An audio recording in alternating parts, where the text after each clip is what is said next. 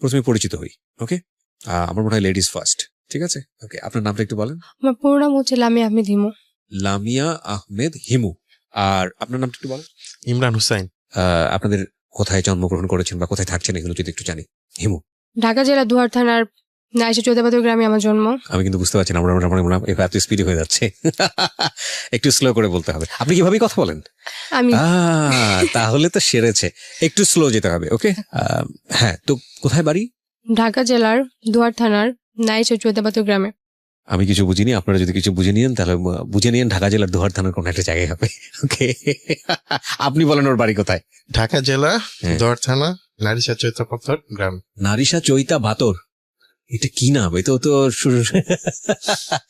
আমি জানি না ওইখানকার কেউ আমাকে এই মুহূর্তে শুনছেন কিনা। অদ্ভুত এক নাম, নারিশা চৈতা বাতর। ঠিক আছে, আমরা আপনার ঠিকানাটা একটু জানি। ঢাকা জেলা দুয়ার থানা মকসুদপুর গ্রামে। আচ্ছা, তার মানে আপনার একই জায়গায় মোটামুটি। হ্যাঁ। আপনার বয়স 18+। 18+, কিন্তু সেটা কত সেটা বলা যাবে না। না, এখন 18। এখন 18। ওকে, আর আপনার? 28 রানিং। 28 রানিং। আচ্ছা, আমরা কিছু গেস করতে দিতে চাই না আমাদের লিসনার যারা এই মুহূর্তে শুনছেন। তারা ধরে নিয়েছেন এটা একটা ভালোবাসার গল্প, সেক্ষেত্রে আমাদের কোনো দ্বিমত নেই যেহেতু ভ্যালেন্টাইন ডে। কিন্তু আমরা কোনো গেস করতে দিতে চাই না যে আসলে গল্পটা কোথায় যাবে। এবং আমরা যখন অনুষ্ঠানটা শুরু করব তার আগে আপনি বলছিলেন যে হিমুই ভালো বলতে পারবে, সুতরাং হিমুকেই ফ্লোর দেওয়া হোক। ঠিক আছে, হিমুর জায়গা থেকে আমরা শুরু করব এবং আপনাদের কাউকে গেস করতে দিতে চাচ্ছি না যে আসলে গল্পটা কোথায় যাচ্ছে। হিমু, আপনি শুরু করেন আপনার ছোটবেলা থেকে, তারপরে ক্রোনোলজিক্যালি আমরা স্টেপ বাই স্টেপ যেটা জানার দরকার আমরা জানবো। যেহেতু আমার বাবা একজন বিজনেসম্যান আর বাবা ছিল গ্রামের মেম্বার, তো সেই হিসেবে আমাদের বাসায় প্রাধান্যটা অনেক বেশি। তো মানে আমাদের এলাকাতে আমাদের ফ্যামিলিটাকে অনেক বেশি প্রাধান্য দেওয়া হয়। আমি তো প্রভাবশালী ফ্যামিলি। আচ্ছা, হ্যাঁ, বাবা বিজনেস করেন? হ্যাঁ, বিজনেসম্যান, কোটি কোটি টাকার মালিক। হ্যাঁ, আলহামদুলিল্লাহ অনেক ভালো আছে। আচ্ছা, কয় ভাই বোন আপনারা? আমরা 2 বোন 1 ভাই। আমি ফ্যামিলি বড়, তারপর ছোট এক বোন আছে, সবার ছোট ভাই। আচ্ছা, তো আপনার বাবা কিসের বিজনেস করেন? আমাদের শিপ আছে 2টা। শিপ বলতে যে এই নদী দিয়ে যে শিপগুলো যায় এগুলো, যে বালু তোলার যেগুলোর কথা? না না, তাহলে কয়তলা শিপ? যেগুলো ইন্ডিয়া বা বিভিন্ন জায়গায় যে মালামাল গুলো আনে, বাইরের কান্ট্রিতে যেগুলো যায়, চট্টগ্রাম, কক্সবাজার যেগুলো।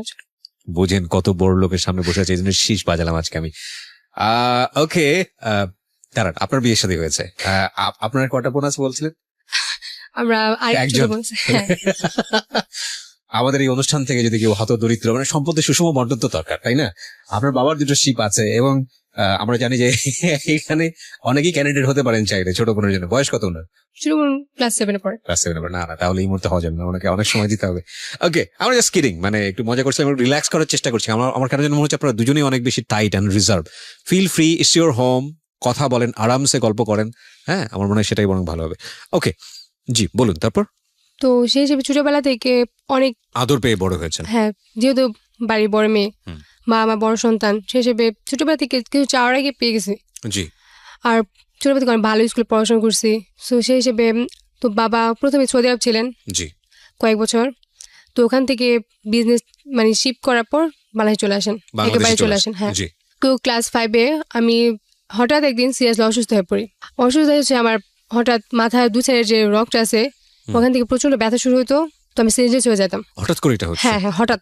মানে যখন সেন্সলেস হওয়ার আগে ব্যথাটা যখন অনুভব করতাম তখন বুঝতে পারতাম যে আমার ব্যথা হইতেছে প্রচন্ড ভাবে। আচ্ছা, তখন সেন্সলেস হয়ে যেতাম। পরে বাবা সাথে সাথে আমাকে ঢাকা হসপিটাল ন্যাশনাল ল্যাবরেটরি ভর্তি করালেন। হ্যাঁ, ভর্তি করেন। তো ওখানে ডাক্তার দেখানো হয়, অ্যাপোলো তো দেখানো হয়, মানে বিভিন্ন ধরনের সব জায়গায় দৌড়াদৌড়ি করেন। তো তারপরও সুস্থ হয়ে নাই। তারপর প্রায় 1 মাস এরকম চলে। 1 মাস এভাবে মানে কোনোভাবে সুস্থ হয়েছিলাম না, আরো বেশি অসুস্থ হয়ে পড়তেছিলাম, মানে ডেভেলপ হতেছিল না। আচ্ছা, অবস্থা খারাপের দিকে যাচ্ছিল। তো হঠাৎ আমার বাবা আমাকে ইন্ডিয়া নিয়ে যেতে চাইছিল ডাক্তার দেখানোর জন্য। যেহেতু ফ্যামিলি অনেক ভালো অবস্থা, সেহেতু বাবা বাইরে চিকিৎসা করতে চাইছিল। তারপর হঠাৎ একটা ডাক্তারের কথা শুনলাম মগবাজার তাকুয়া হসপিটাল। তো ওখানে ডাক্তার সামদাল মাকসুদ স্যার, ওনাকে দেখানোর পর একটু ডেভেলপ করি। তারপর ডেভেলপ করার পরে আস্তে আস্তে প্রায় 2 মাস এরকম ভাবে চলে, স্কুলে যেতে পারি নাই 2 মাস। তো স্কুলে যাওয়া হয় না, পড়াশোনা সম্পূর্ণভাবে নিষেধ, মানে ডাক্তার অফ ছিল। ডাক্তার নিষেধ করছে যে মাথায় মধ্যে কোনো চাপ পড়া নিষেধ, টোটালি নিষেধ। ততক্ষণে কি আইডেন্টিফাই করা গেছে যে আপনার কি সমস্যা, মাথায় কি সমস্যা? না, ততক্ষণে ধরা পড়েনি, কোনো রোগ ধরা পড়েনি। আচ্ছা। এখন তারপর সুস্থ হওয়ার পরে 2 মাস পর স্কুলে যাই। মানে আমি চাইতেছিলাম যে আমার পিএসসি পরীক্ষার জন্য ভালো হয়, এত কষ্ট করে পড়াশোনাটা করছি। তারপর 2 মাস ক্লাস না করা সত্ত্বেও পিএসসি পরীক্ষা দেই, তো আল্লাহর রহমতে গোল্ডেন প্লাস আসে। বাবা, ইউ আর মেরিটোরিয়াস। তারপর গোল্ডেন প্লাস আসে, তো তারপর 6-এ ওখানে 10 পর্যন্ত ওই স্কুলে পড়াশোনা করি। আচ্ছা। তো ক্লাস 8-এ মানে জিএসসি পরীক্ষার আগে আমার আপন খালাতো বোন, তো আমার খালাতো বোনের বিয়ে, ক্লাস 8-এ পড়ি, স্কুল অনেক কড়া, ছুটি দিবে না, তো 4টা বাজে ক্লাস শেষ হয়। আচ্ছা। তো বাবা বলতেছে ছুটি যেহেতু দিবে না, আমি তোমাকে 4টা বাজে ক্লাস শেষ, তোমাকে পার্লার নিয়ে যাও, তখন তোমাকে সাজিয়ে নিয়ে আসবো, আচ্ছা। সবাই আগে যাক, তোমাকে পরে নিয়ে যাবো। জি। তো বাবা বাইকে করে আমরা নিয়ে আসছে, সাজগুলো শেষে আসছি খালামণির বাসায়। তো ভাইয়ের অনেক মানে আমার খালাতো বোনের হাজবেন্ডের নাম হচ্ছে শামীম। আচ্ছা। তো শামীম ভাইয়ের অনেক ফ্রেন্ডরা আসছে, তো ফ্রেন্ডরা এসে লাল শাড়ি পরছি, তো মানে ডাকতেছে, মানে ওরা ফান করতেছে। আচ্ছা। বাট আমি বিয়ে বাড়িতে টুকটাক হ্যাঁ, যেটা যেটা হয়, হয়, তো আমি কারো কেয়ার করতেছি না। আমি ভাবছি যে যে যেমন বলুক। তো তারপর ফার্স্ট দিন কোনো কারোর সাথে ফ্রেন্ডের সাথে কোনো কথা হয় না আমার, কারণ ওই দিন তারপরের দিন আমার ক্লাস ছিল। আমাদের স্কুলটা হচ্ছে এরকম, টিচাররা রাত্রেবেলা গার্ড দিতে আসে যে স্টুডেন্টটা পড়তেছে কিনা, তো এটা করে তো আমার বাসায় চলে যেতে হবো, সবাই আছে বাট আমি চলে গেছি আমার বাবার সাথে, বাসায় যে পড়াশোনা করতেছি।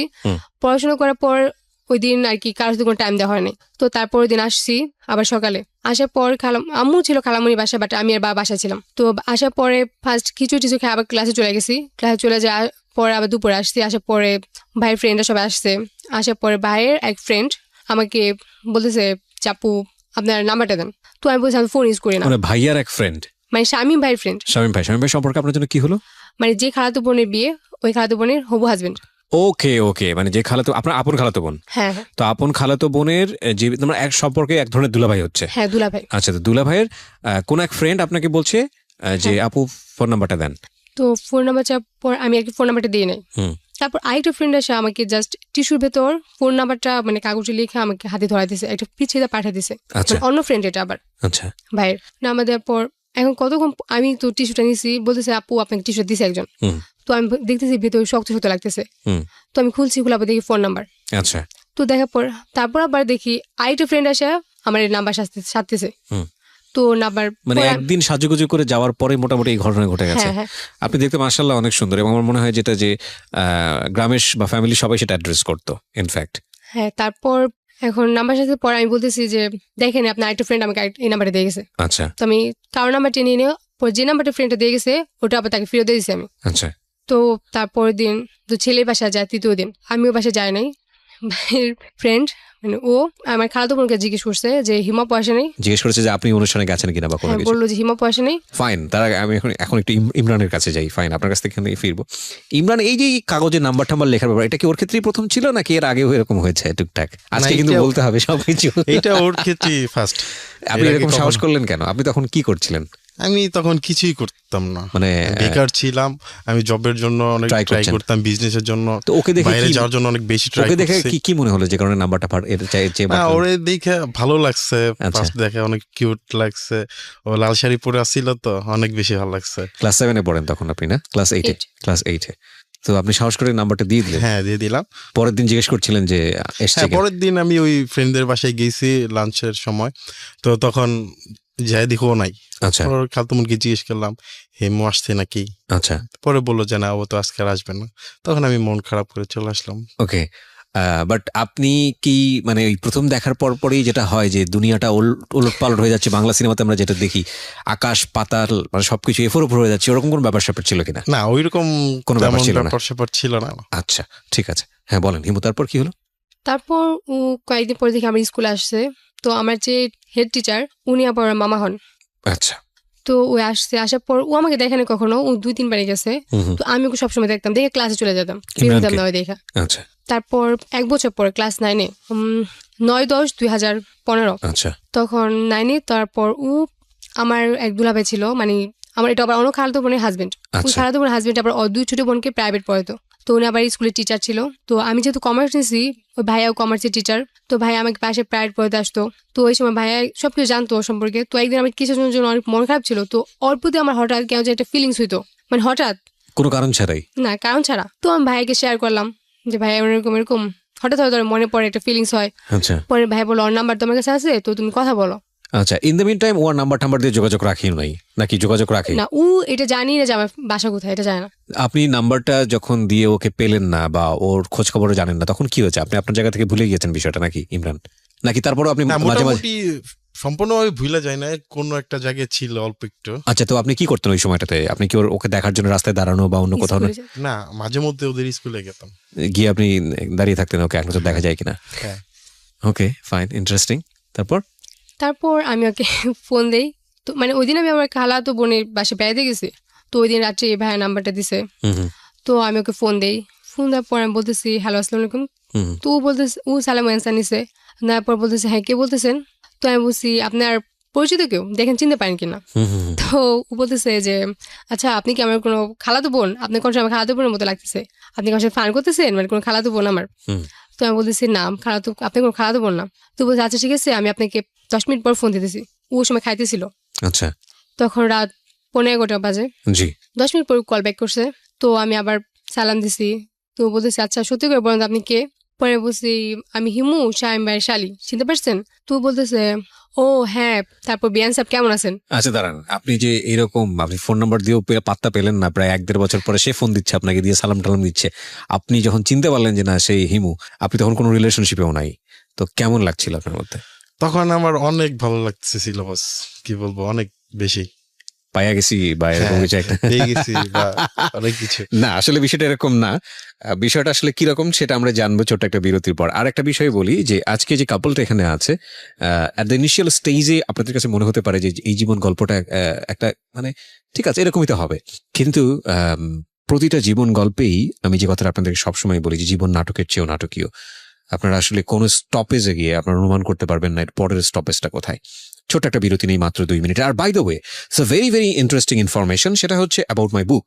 ঢাকা এফএম এর যে বইটি একটা মাত্র বই বাজারে এসছে, সেটা হচ্ছে আরজি কিপ্টিয়ার জীবন গল্প এবং সিক্রেটস। এই বইটি আমি গত যে অনুষ্ঠানটি ছিল সিক্রেট অনুষ্ঠানে, সেখানে বলেছিলাম যে মাত্র 300টা অটোগ্রাফ আমি দিব 300 বইয়ে, কারণ এত অটোগ্রাফ দেওয়ার মতো আসলে অতটা সময়ও থাকে না।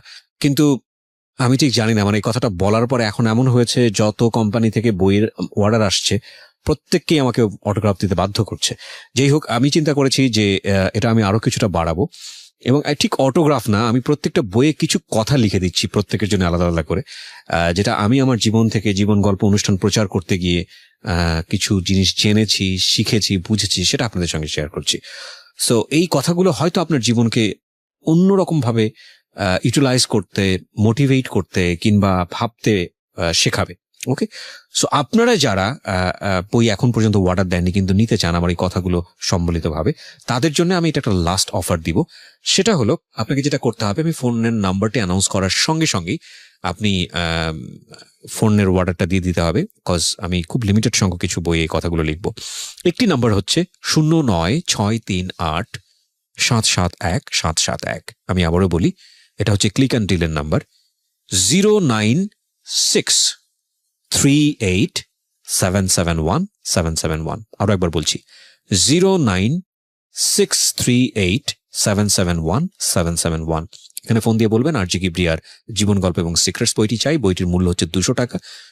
কুরিয়ারে যেই খানে যাবে সাথে কুরিয়ার চার্জটা অ্যাড হবে। আর আরেকটি নাম্বার আছে যেটা শুধু অফিস টাইমে খোলা থাকে। আগে যে নাম্বারটি বললাম সেটা দিনরাত 24 ঘন্টা খোলা থাকে।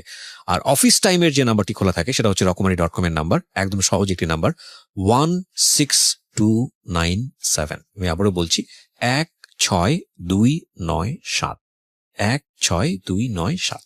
ঝটপট অর্ডার দিতে হবে, কারণ খুব লিমিটেড কিছু বই আমি কথাগুলো লিখবো। সাথে আরেকটি নাম্বার বলছি আমি রকমারি.com এর, এটি হচ্ছে আপনার শুধু SMS করে আপনাকে বইটি সংগ্রহ করতে হবে। নাম্বারটি হচ্ছে 01841115115। আমি আবারও বলছি 01841115115। ফিরে আসছি মাত্র 2 মিনিট পর।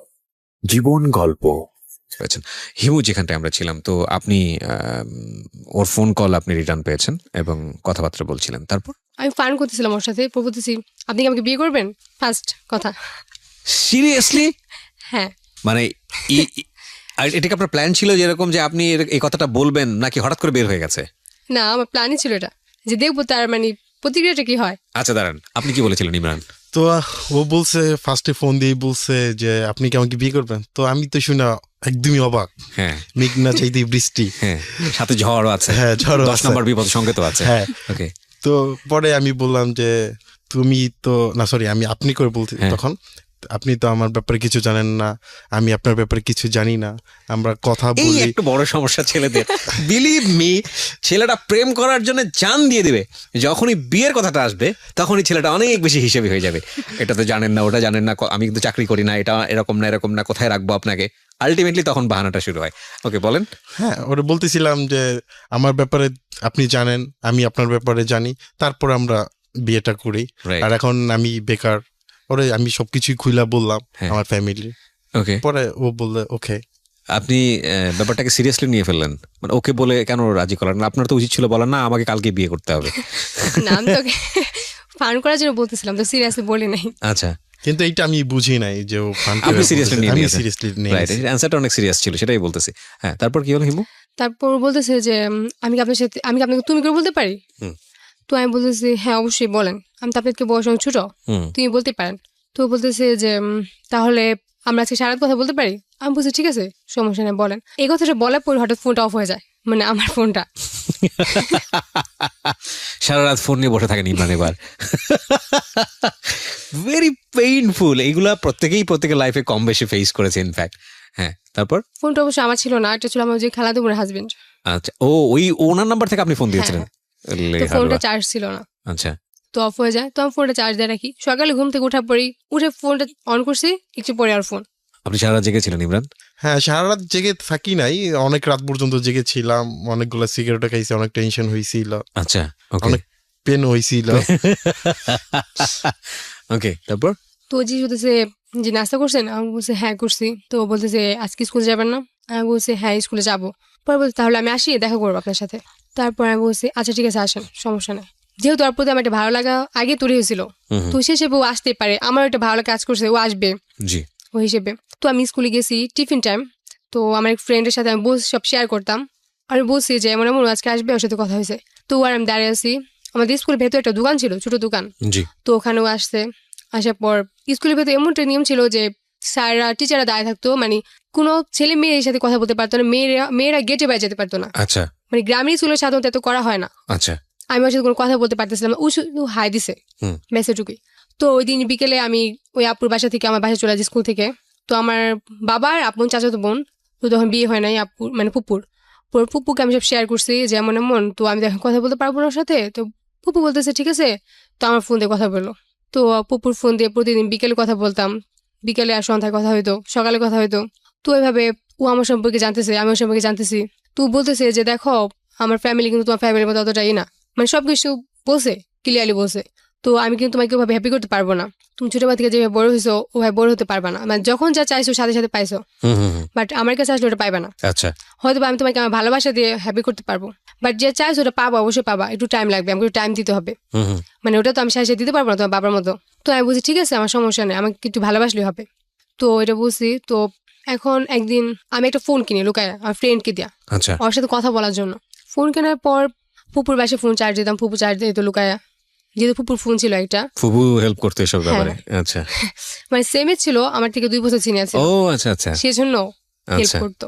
তো তারপর লুকায় কথা বলতেছি, বেশিরভাগ কথাটা হতো মেসেজে। আর ও আমার সাথে এভাবে কথা বলতো যে সারাদিন কি করছে এটা বলতো, মানে বা নেক্সট দিন কি করবে, আমি সারাদিন কেমন আছি কি করছি জিজ্ঞেস করতো, বাট আমি কোনো অ্যান্সার দিতে পারতাম না। কেন? আমি ঘুমাসতাম, আমার পাশে আমার দাদু থাকতো। ও আচ্ছা, আচ্ছা, বুঝতে পেরেছি, মানে ও যা বলার বলে যাচ্ছে, হ্যাঁ, আপনি আমি শুধু শুধু শুনে। মানে কোন লোকে কম্বল গায়ে দিয়া কানে হেডফোন লাগা শুনতেছি ওর কথা, শুধু রিপ্লাই করতে পারতেছি না। তো আমাকে বলতেছে ঠিক আছে। পেইনফুল না এটা? এটা এক ধরনের পেইনফুল না? অনেক বস, অনেক painful। আমার ওর কথা অনেক শুনতে মনে চাইতো, অ্যান্সার জানতে মনে চাইতো, বাট জানতে পারতাম না। শুধু একটাই আমাদের এখানে ছিল, পয়েন্ট ছিল যে যদি কোনো কিছু ইয়েস হয় তাহলে ও একটু আচ্ছা, সাউন্ড দিবা, তাহলে আমি বুঝবো। ওকে, তারপর? এভাবে 3-4 মাস যায়, ফোন কেউ যায় না, ফোনের ব্যাপারটা। তো একদিন হঠাৎ মানে কিছু, হ্যাঁ একদিন হঠাৎ ফোনটা ধরাই খাওয়া যায় বাসায়, হুম, হুম, আম্মু বুঝে যায়। আচ্ছা, তো আম্মু বুঝে যাওয়ার পর ফোনটা নিয়ে যায়, হুম, নিয়ে যাওয়ার পর বুঝেই ভাবে যে আমার মানে ব্লেজারের পকেটে আমি স্কুলে যাওয়ার সময় মানে কার্ড, রিচার্জ কার্ড আছে, রিচার্জ কার্ড রেখে গেছিলাম, ফোনে যে রিচার্জ কার্ড আচ্ছা, টাকার। আচ্ছা, তো আম্মু ব্লেজার ওয়াশিং মেশিনে ধুতে দিবে, হুম, ওই সময় পকেট চেক করতেছে, তো পাই গেছে। হুম, পাই যাওয়ার পরে আম্মু তো এখন বাসায় আসার পর জিজ্ঞেস করছে যে তোর পকেটে এটা কিভাবে আসলো, তোর কাছে কোনো ফোন টোন নাই। আর বাসায় গ্রামীণ ফোন মানে গ্রামীণ সিম কেউ চালায় না, তখন আমি নিছি। আচ্ছা, তো বলতেছে এটা তো আমাদের কারো সিম না, হুম, হুম, গ্রামীণ সিম। রাইট, তো বলছে যে তুই সত্যিটা বল কিভাবে হয়েছে। পরে আমি বলছি যে হ্যাঁ আমি ফোন মানে আমি বলেছি যে আমি প্রথমে অস্বীকার করছি যে আমি তো জানি না।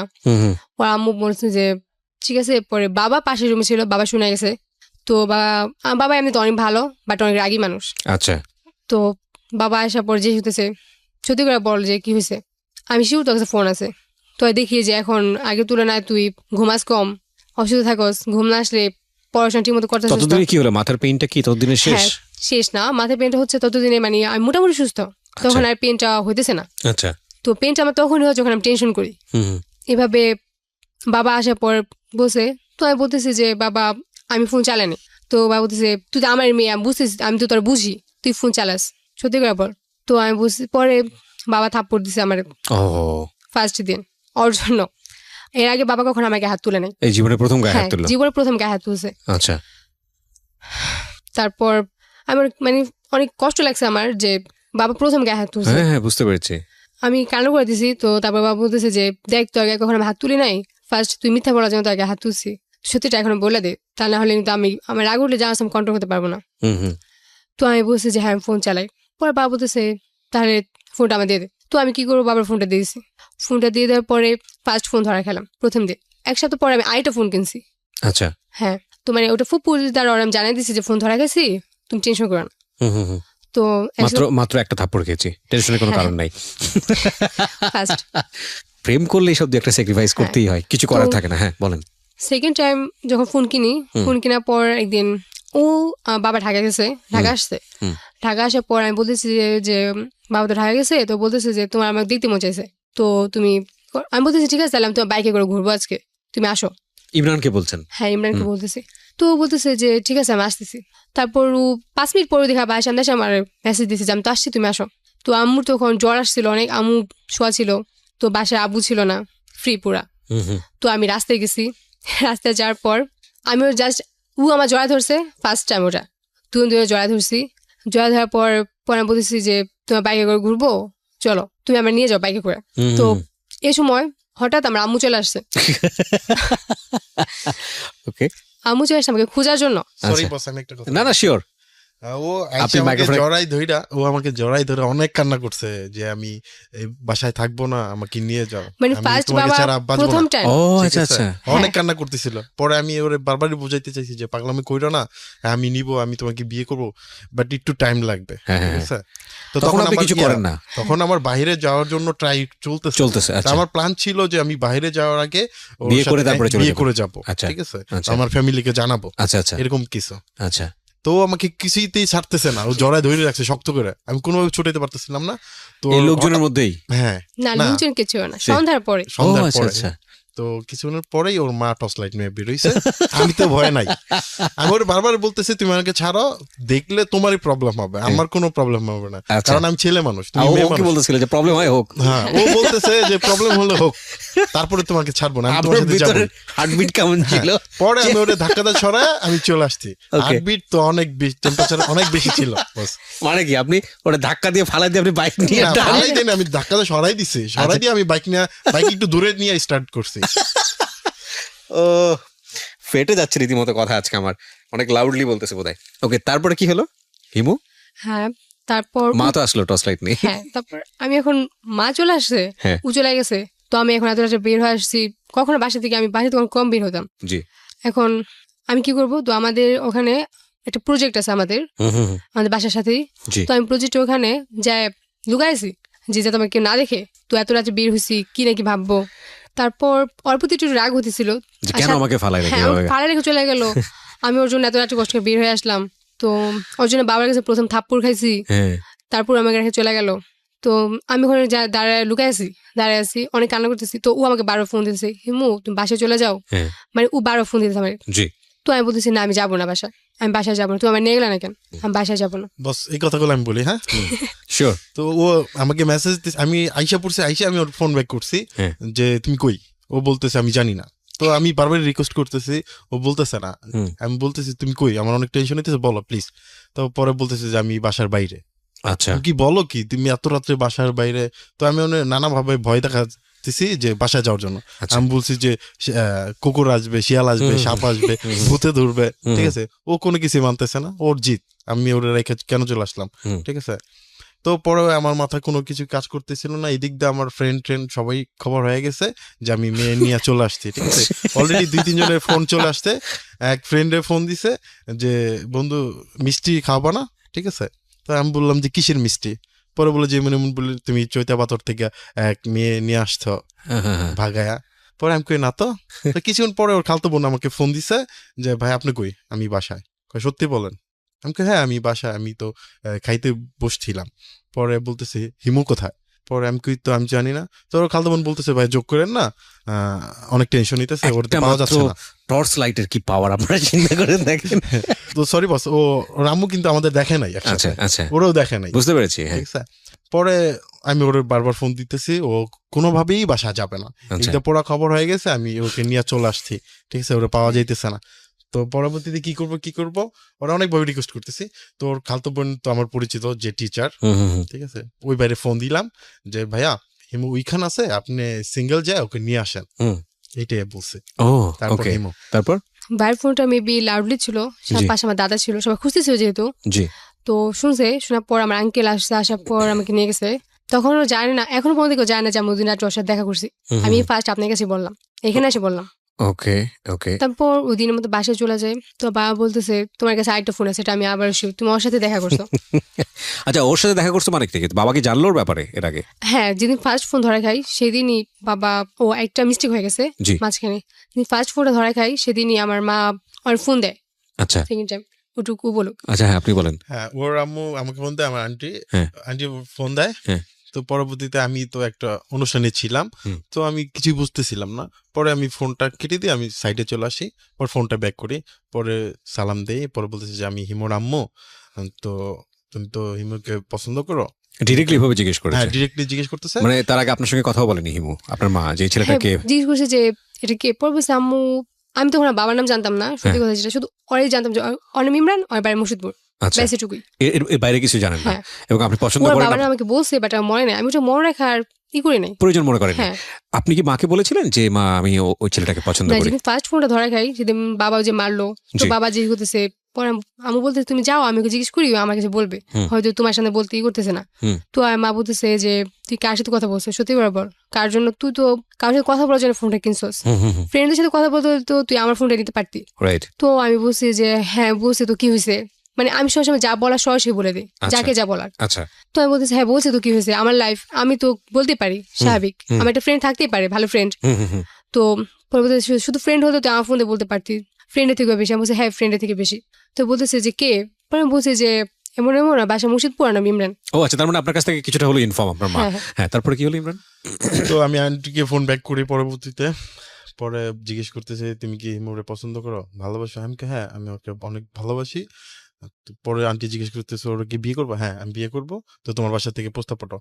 পরে আমি একটু ভয় পেয়ে গেছি, এত তাড়াতাড়ি সবকিছু ভেরি কিভাবে, ইন্টারেস্টিং। মানে ঠিক আছে। হিমু ফোন দিয়ে ফার্স্ট টাইম বলে যে তুমি কি আমাকে বিয়ে করবা, আবার হিমুর মাও ফোন দিয়ে বলতেছে, বেচারি কিন্তু এদিকে সৌদি আরবের জন্য দৌড়দৌড়ি করতেছে কখন সৌদি আরবের ভিসাটা লাগবে। হ্যাঁ হ্যাঁ। ওকে। তো পরবর্তীতে আন্টি বলছে যে আন্টি আমাকে 3 দিন সময় দিতে হবে। তো আন্টি বলছে না তোমাকে 3 দিন সময় দেওয়া যাবে না, তোমাকে জাস্ট 1 দিনের সময় দিব, 1 দিনের মধ্যে তোমার গার্জিয়ান পাঠাবা বা তোমার যে কোনো রিলেটিভ পাঠাবা, ঠিক আছে। তো পরবর্তীতে একদিন তো চলে গেল, তারপরের দিন সকালে। আচ্ছা, না ক্লাস 9-এ পড়তেন তখন আপনি, রাইট? প্রিয় শ্রোতা, বিশ্ব ভালোবাসা দিবস উপলক্ষে একটা বিশেষ অফার আপনাদের জন্য নিয়ে এসেছি আমি, ঢাকা এফএম এবং বর্ণপ্রকাশের পক্ষ থেকে। সেটা হলো, যারা আমার বইটি কিনছেন, বিশেষ করে একদিন মাত্র সুযোগ থাকবে, একদিন। যারা আমার বইটি কিনছেন, অনেকেই হয়তো তার প্রিয় মানুষকে গিফট করবেন এই বইটি। কেউ হয়তো মাকে করবেন, কেউ হয়তো ভালোবাসার মানুষটিকে করবেন, কেউ হয়তো এমন কাউকে করবেন যার সঙ্গে হয়তো তার বছরের পর বছর দেখা হয় না। এরকম কোনো প্রিয় মানুষকে যদি আপনি গিফট করতে চান বইটি, সেক্ষেত্রে আপনি চাইলে আমি তার জন্য আপনার হয়ে কিছু লিখে দিতে পারি বইয়ে। এই অফারটি থাকছে শুধু আগামীকালকের জন্য, শুধু আগামীকালকের জন্য, এবং শুধু একটি নাম্বারে ফোন করে এই অফারটি দেয়া যাবে। নাম্বারটি হচ্ছে 0963871771। আমি আবারও বলছি 0963871771। বইটির মূল্য 200 টাকা, এবং যেহেতু বইটি আপনি পার্টিকুলারলি কারো নামে লিখে চাচ্ছেন, সুতরাং বইটি আপনাকে অবশ্যই রিসিভ করতে হবে এরকম অর্ডার দিলে, এই জন্য হয়তো আপনাকে অ্যাডভান্স পেমেন্ট করতে হবে। ওকে, আবারও বলছি, শুধুই একদিনের জন্য ভালোবাসা দিবস উপলক্ষে, এবং এটা হচ্ছে আপনি বইটি অর্ডার দিয়ে বলবেন কার নামে আপনি কি লিখে চাচ্ছেন এবং সে আপনার আসলে সম্পর্কে কি হয়। আমি আরজে কিবরিয়া আপনার হয়ে কিছু কথা সেখানে লিখে দিব আমার অটোগ্রাফ সহ, এবং এটা শুধু কালকের দিনের জন্য, এবং সেক্ষেত্রে আপনাকে অ্যাডভান্স পেমেন্ট করতে হবে। যে নাম্বারটি বললাম আমি একটু আগে, সেই নাম্বারটি আমি আবারও বলছি, 09638771771। এই হচ্ছে নাম্বার, 09638771771। ওকে, আমরা আরেকটা বিরতি নিচ্ছি প্রিয় শ্রোতা, মাত্র 2 মিনিটের। আমরা ফিরে আসবো জীবন গল্পে, ইমরান এবং হিমুর যে জীবন গল্প সেটা নিয়ে। আমার সঙ্গে থাকতে আশা করছি। জীবন গল্প। ওনার নাম হয়েছে মেরাজ। তো ওই মামারে আমি ফোন করাই, তারপরে ফোন করানোর পরে ওর আম্মু বলতেছে, হিমন আম্মু বলতেছে যে আজকে ফোন দিছেন কেন, আমি তো গতকালকের কথা বলছি, তো টাইম ওভার হয়ে গেছে, এখন কিছু হবে না, ঠিক আছে। পরে আমার মামা বোঝাইতেছে যে ও এখনো প্রতিষ্ঠিত হয় নাই বা ও কিছুই করতেছে না, ও বেকার, আর আপনার মেয়েও ছোট, আপনার মেয়ে পড়ালেখা শেষ করুক, ও প্রতিষ্ঠিত হোক, তারপরে আমরা একটা কিছু করি। পরে বলতেছে না না, এটা হবে না, আমি একদিনে সময় দিছি, সো ভুইলা যাও রে, ব্যাস এই পর্যন্ত ক্লোজ। ওকে, তারপর কি হলো হিমু? তো আমার মা বলতেছে যে আমার ফ্যামিলি আমাকে বুঝাতেছিল যে দেখ ওকে একদিন সময় দিছি, বাট ও কিছু করে নাই, তার মানে তোকে রিয়েল ভাবে লাভ করে না, মানে আমাকে বুঝানোর জন্য এটা বলতেছে। তো আমি বলতেছি যে একদিন সময় দিয়ে কিভাবে হবে, ও তো বেকার, তোমাদের তো বোঝা উচিত এইভাবে। তারপর ফোনটা তো ধরা খেয়ে গেছি, মানে সেকেন্ড ফোনটা যে ধরা গেছি, মানে রাস্তা আসার পর, এটা তো ফার্স্ট টাইমে কথা গেল। তো ধরা খাওয়ার পর আসে তো আমার প্রায় 7 মাস কোনো কন্ট্যাক্ট ছিল না। তো ও এর মধ্যে আবার আমার খালাতো বোনকে ফোন করতো, মানে আমার যারা রিলেটিভ আছে সবাইকে ফোন করতো, আমার মামাতো ভাইকে, হ্যাঁ আমার মামাতো ভাইকে ফোন করতো। তো আমার যে ভাই আছে আমাকে পড়াইতো, প্লাস ওর আগে থেকে পরিচিত ভাই প্রতিদিন আমার বাসা আসতেছে, আমাকে পড়াইতেছে, ও জানতো এটা। তো ভাইরে বলতেছে যে ভাই প্লিজ একবার ওর সাথে কথা বলা দেন, শুধু একবার বলা দেন, ও আমার সাথে মানে রিলেশন রাখুক বা না রাখুক, আমার সাথে একবার কথা বলতে চাই যে কেমন আছে। আমি ওই দিন ওকে ভাবে রেখে চলে আসছি, মানে ওটা বলতেছে, মানে ও নিজে অপরাধ বোধ করতেছে যে রেখে চলে গেছে। আচ্ছা, বলতো প্রতিদিন আসে, যেদিন যেদিন ফোন করতো ভাই ওই দিন আসে, বলতো যে এমন এমন ইমরান তোমার ফোন দিতে বলছে, আমি কি বলবো মানে এখন। আমি বলছি যে আমি ওরে বলছি, তো এটুকু বলছি। তো আমি বলছি যে ঠিক আছে, পরে বলছি যে এই জন নাম্বার, তুমি ওর সময় পর একটু ফোন দিও, একবারের জন্য ফোন দিও, অনেক রিকোয়েস্ট করছে, কান্না করছে, তো ফোন দিও। তো আমি বলছি আচ্ছা ঠিক আছে ফোন দেবো। এখানে আমার চাচির বাসায়, মানে আমাদের বাসায় আমার চাচির বাসায় একসাথে, তো চাচিদের বাসায় একটা লোক থাকতো পাবনার, আচ্ছা থাকতো। পর উনারকে আমি বলি যে আপনার ফোনটা একদিন জমা লাগবে, পরে বলতেছে না তোমার বাবা জানা গেলে পরে অন্যরকম, বাবাকে সবাই আমি ভয় পায়, সবাই ভয় পায়, আমার খালাতো বোন যে আছে, আমার ফুপাতো বোন, সবাই আমার বাবাকে ভয় পায়। আচ্ছা, আমি বলতেছি যে কেউ জানবে না, ঠিক আছে আমি আপনাকে 500 টাকা দিই, আপনি আমাকে ফোনটা দেন। ওকে, মানে ওর সাথে জাস্ট কথা বলার জন্য। বুঝতে পেরেছি, হ্যাঁ। তো আমি যখন টাকার কথাটা বলছি তখন ও রাজি হয়ে গেছে, তো বলছে ঠিক আছে দাও, আমি টাকা দিয়ে ফোনটা নিয়ে আসি 1 রাতের জন্য। তো আমি করে ফোন দিছি, বাইরের নাম্বার, ফার্স্ট মিস কল দিছি, তো ও ফোন ব্যাক করছে সাথে সাথে। ফোন ব্যাক করার পর বলতেছে হ্যালো। পরে আমি তো কথা বলতে পারতেছি না, পাশে দাদু আছে, ও বুঝতে পারছি যে এটা আমি, যেহেতু আমি কথা বলতেছি না। পরে তুমি কি হিমু, যদি হিমু হও তো একটু কাশি দাও। তো আমি কাশি দিছি, তো বলতেছে যে কেমন আছো, সরি, পাসওয়ার্ড ছিল কাশি। হ্যাঁ ওকে, ও বলতেছে যে আমি ওই তোমাকে রেখে চলে আসছি, আসলে আমি বুঝতে পারি না যেরকম হবো, বা আমাদের দুজনে ভুল ছিল ওই দিন, তো এটা বলতেছে। তো আমি বলছি যে ফার্স্ট টাইম আপনাকে ও হাক করেছিল, রাইট? সেই দিন ওই দিনের স্মৃতিটা অন্যরকম, মানে হেভেনলি হইতে পারতো, স্বর্গীয় অনুভূতি হতে পারতো, কিন্তু আলটিমেটলি এমন আতঙ্কের মধ্যে চলে গেছেন যে এর পরের বার হাক করতে গেলে অন্তত 15-20 বার চিন্তা করতে হবে যে কেউ টর্চ লাইট নিয়ে আসতেছে কিনা। ওকে, তো 7 মাস পর কথা, তো ফিলিংসটা অনেক বেশি হইতেছিল যে 7 মাস পর আমার সাথে কথা বলতেছি। তো এই 7 মাসে গ্যাপের ভেতর না, মানে আমাদের রিলেশনটা আমার কাছে মনে হতেছিল যে আমাদের ভালোবাসাটা বাড়তেছিল, মানে গ্যাপ যে আছে তা আমাদের কমতেছিল না। এক্স্যাক্টলি, গ্যাপ হলে কিন্তু লাভ বাড়ে, হ্যাঁ মানে আর বাড়তেছে, ওকে আমি বেশি বেশি মিস করতেছি। রাইট। তো এমন আছে যে আমার সাইড লিখতে দিছে, আমি খাতার ভিতর নাম লিখে ফেলছি। ও এরকম হয়েছে আমার, একদম পুরো সিনেমাটিক। হ্যাঁ, ও আমি বেঞ্চের ভিতর নাম লিখে রাখছি, হাতের ভিতর নাম লিখে রাখতাম। আপনি কোথায় কোথায় লিখতেন ইমরান? বস আমি কোথাও লিখি নাই, বাট আমি বাইরে যাওয়ার পরে টাইম অনেক কম পাইতাম, বিজনেস নিয়ে চাকরি জব নিয়ে অনেক টেনশনে থাকতাম, ফ্যামিলির টেনশন সবকিছু মিলে। ইন দ্য মিনটাইম কি আপনি দেশের বাইরে চলে গিয়েছিলেন নাকি ওই 7 মাসের গ্যাপে? না, হ্যাঁ হ্যাঁ ও 7 মাসের তখন gap এ আপনি দেশের বাইরে চলে গেছেন, চলে গেছে। মানে যাওয়ার আগে ওর সঙ্গে কথা হয় না? হ্যাঁ, ওর সাথে ক্লোজ হওয়ার আমি 2 মাস পরে চলে গেছি। ও আচ্ছা আচ্ছা, হ্যাঁ তারপর ওই দিন থেকে প্রতিদিন রাত্রেবেলা আমি ওই আন্টির কাছে ফোনটা নিয়ে আসতাম, ওর সাথে এভাবে কন্ট্যাক্ট হইতো। তো ও আমি বলতেছি যে এভাবে তুমি অন্য ফোন নিয়ে কথা বলো, তো আমি একটা ফোন পাঠিয়ে দিই। তো ও ফার্স্ট ওই দিন আমাকে ফার্স্ট গিফট ওর ফোন, আচ্ছা দেশের বাইরে থেকে? হ্যাঁ ফোনটা পাঠানোর পর আমি আমার এক ফ্রেন্ডের মাধ্যমে ফোনটা আনাই।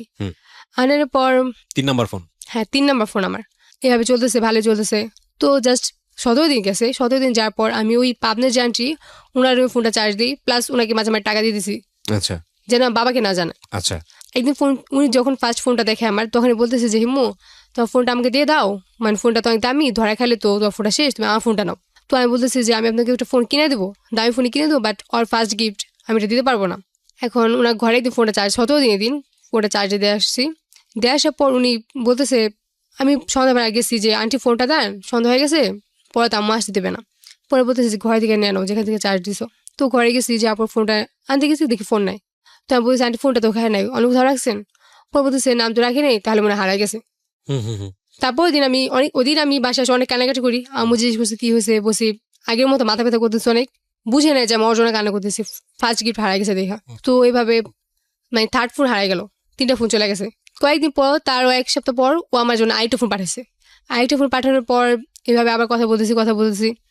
এই ফোনটা আবার আমি কি করছি, ফোনটার সাথে নিয়ে ওয়াশরুমে যায় গোসল করে ফোনটা রেখে চলে আসছি। ওকে। তো আমার কাছে আবার ফোনটা ধরা গেছি।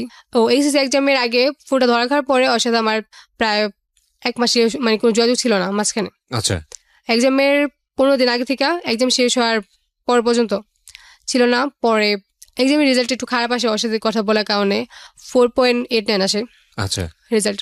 তাছাড়া 8-এ আর 5-এ দুটোটা গুড এ প্লাস আসছে। ওকে। অনেক কান্নাকাটি করি। পরে বাবা বুঝায় যে দেখ যা হবার হয়েছে, তো এটা না মন খারাপ করিস না, মন খারাপ করলে নেক্সট তো পড়াশোনা খারাপ হবো। তো তুই এখন কোথায় ভর্তি হবি, গ্রামে ভর্তি হবি না ঢাকা চলে যাবি? তো আমি আমার ছোটবেলা থেকে স্বপ্ন ছিল যে আমি ক্যাম্পেইন কলেজে পড়বো। বাবা ক্যাম্পেইন কলেজে যোগাযোগ করে, তো ওখানে ভর্তি হই। ওর সাথে আমার যোগাযোগ নেই তখন, টোটালি অফ। ক্যাম্পেইন কলেজে ভর্তি হওয়ার পর এখন মানে আমার একটু ফ্রেন্ড আছে, ফ্রেন্ডের ও আরেকটা কথা বলতেছি আমি, যে ক্লাস 10-এ পরীক্ষা দেওয়ার পরে মাঝখানে একবার যোগাযোগ হয়েছিল বন্ধের মধ্যে ওর সাথে আমার। তখন আমার সাথে আমার এক রিলেটিভ, মানে আমার মামাতো বোনের বিয়ে হয়েছে, যার সাথে মামাতো বোনের মানে খালা শ্বশুরের ছেলের সাথে, মানে খালা শ্বশুর দেবরের সাথে আমার বিয়ে ঠিক হয় মোটামুটি ইন দ্য মিন টাইম এই হ্যাঁ, সময়টার মধ্যে। মানে ওই যে ফোনটা ধরা খাই, ধরা খাওয়ার পর বাবা বুঝে যে আমি আর ঠিক হম না, মানে ওর জন্য পুরা পাগল ছিলাম যেটা বলে। তো মানে বাবা মুখে মুখে তর্ক করতাম ওর জন্য আমি। তো এটা হওয়ার পরে বিয়ে মোটামুটি ঠিক হয়। ঠিক হওয়ার পরে এখন ও বলতেছে, মানে আমি ওর বলি যে শুধু জাস্ট একদিন আমার দাদার ফোন দিয়ে আর মিস কল দিই, কল ব্যাক করার পরে আমি বলি যে মন যে আমার বিয়ে হয়ে গেছে, এখন আমি কী করবো, জাস্ট এটুকু বলি। বলার পর আমার কোনো কন্ট্যাক্ট হয় না। তো আমি একদিন আমার নানু বাসায় বেড়াতে গেছি বন্ধের মধ্যে।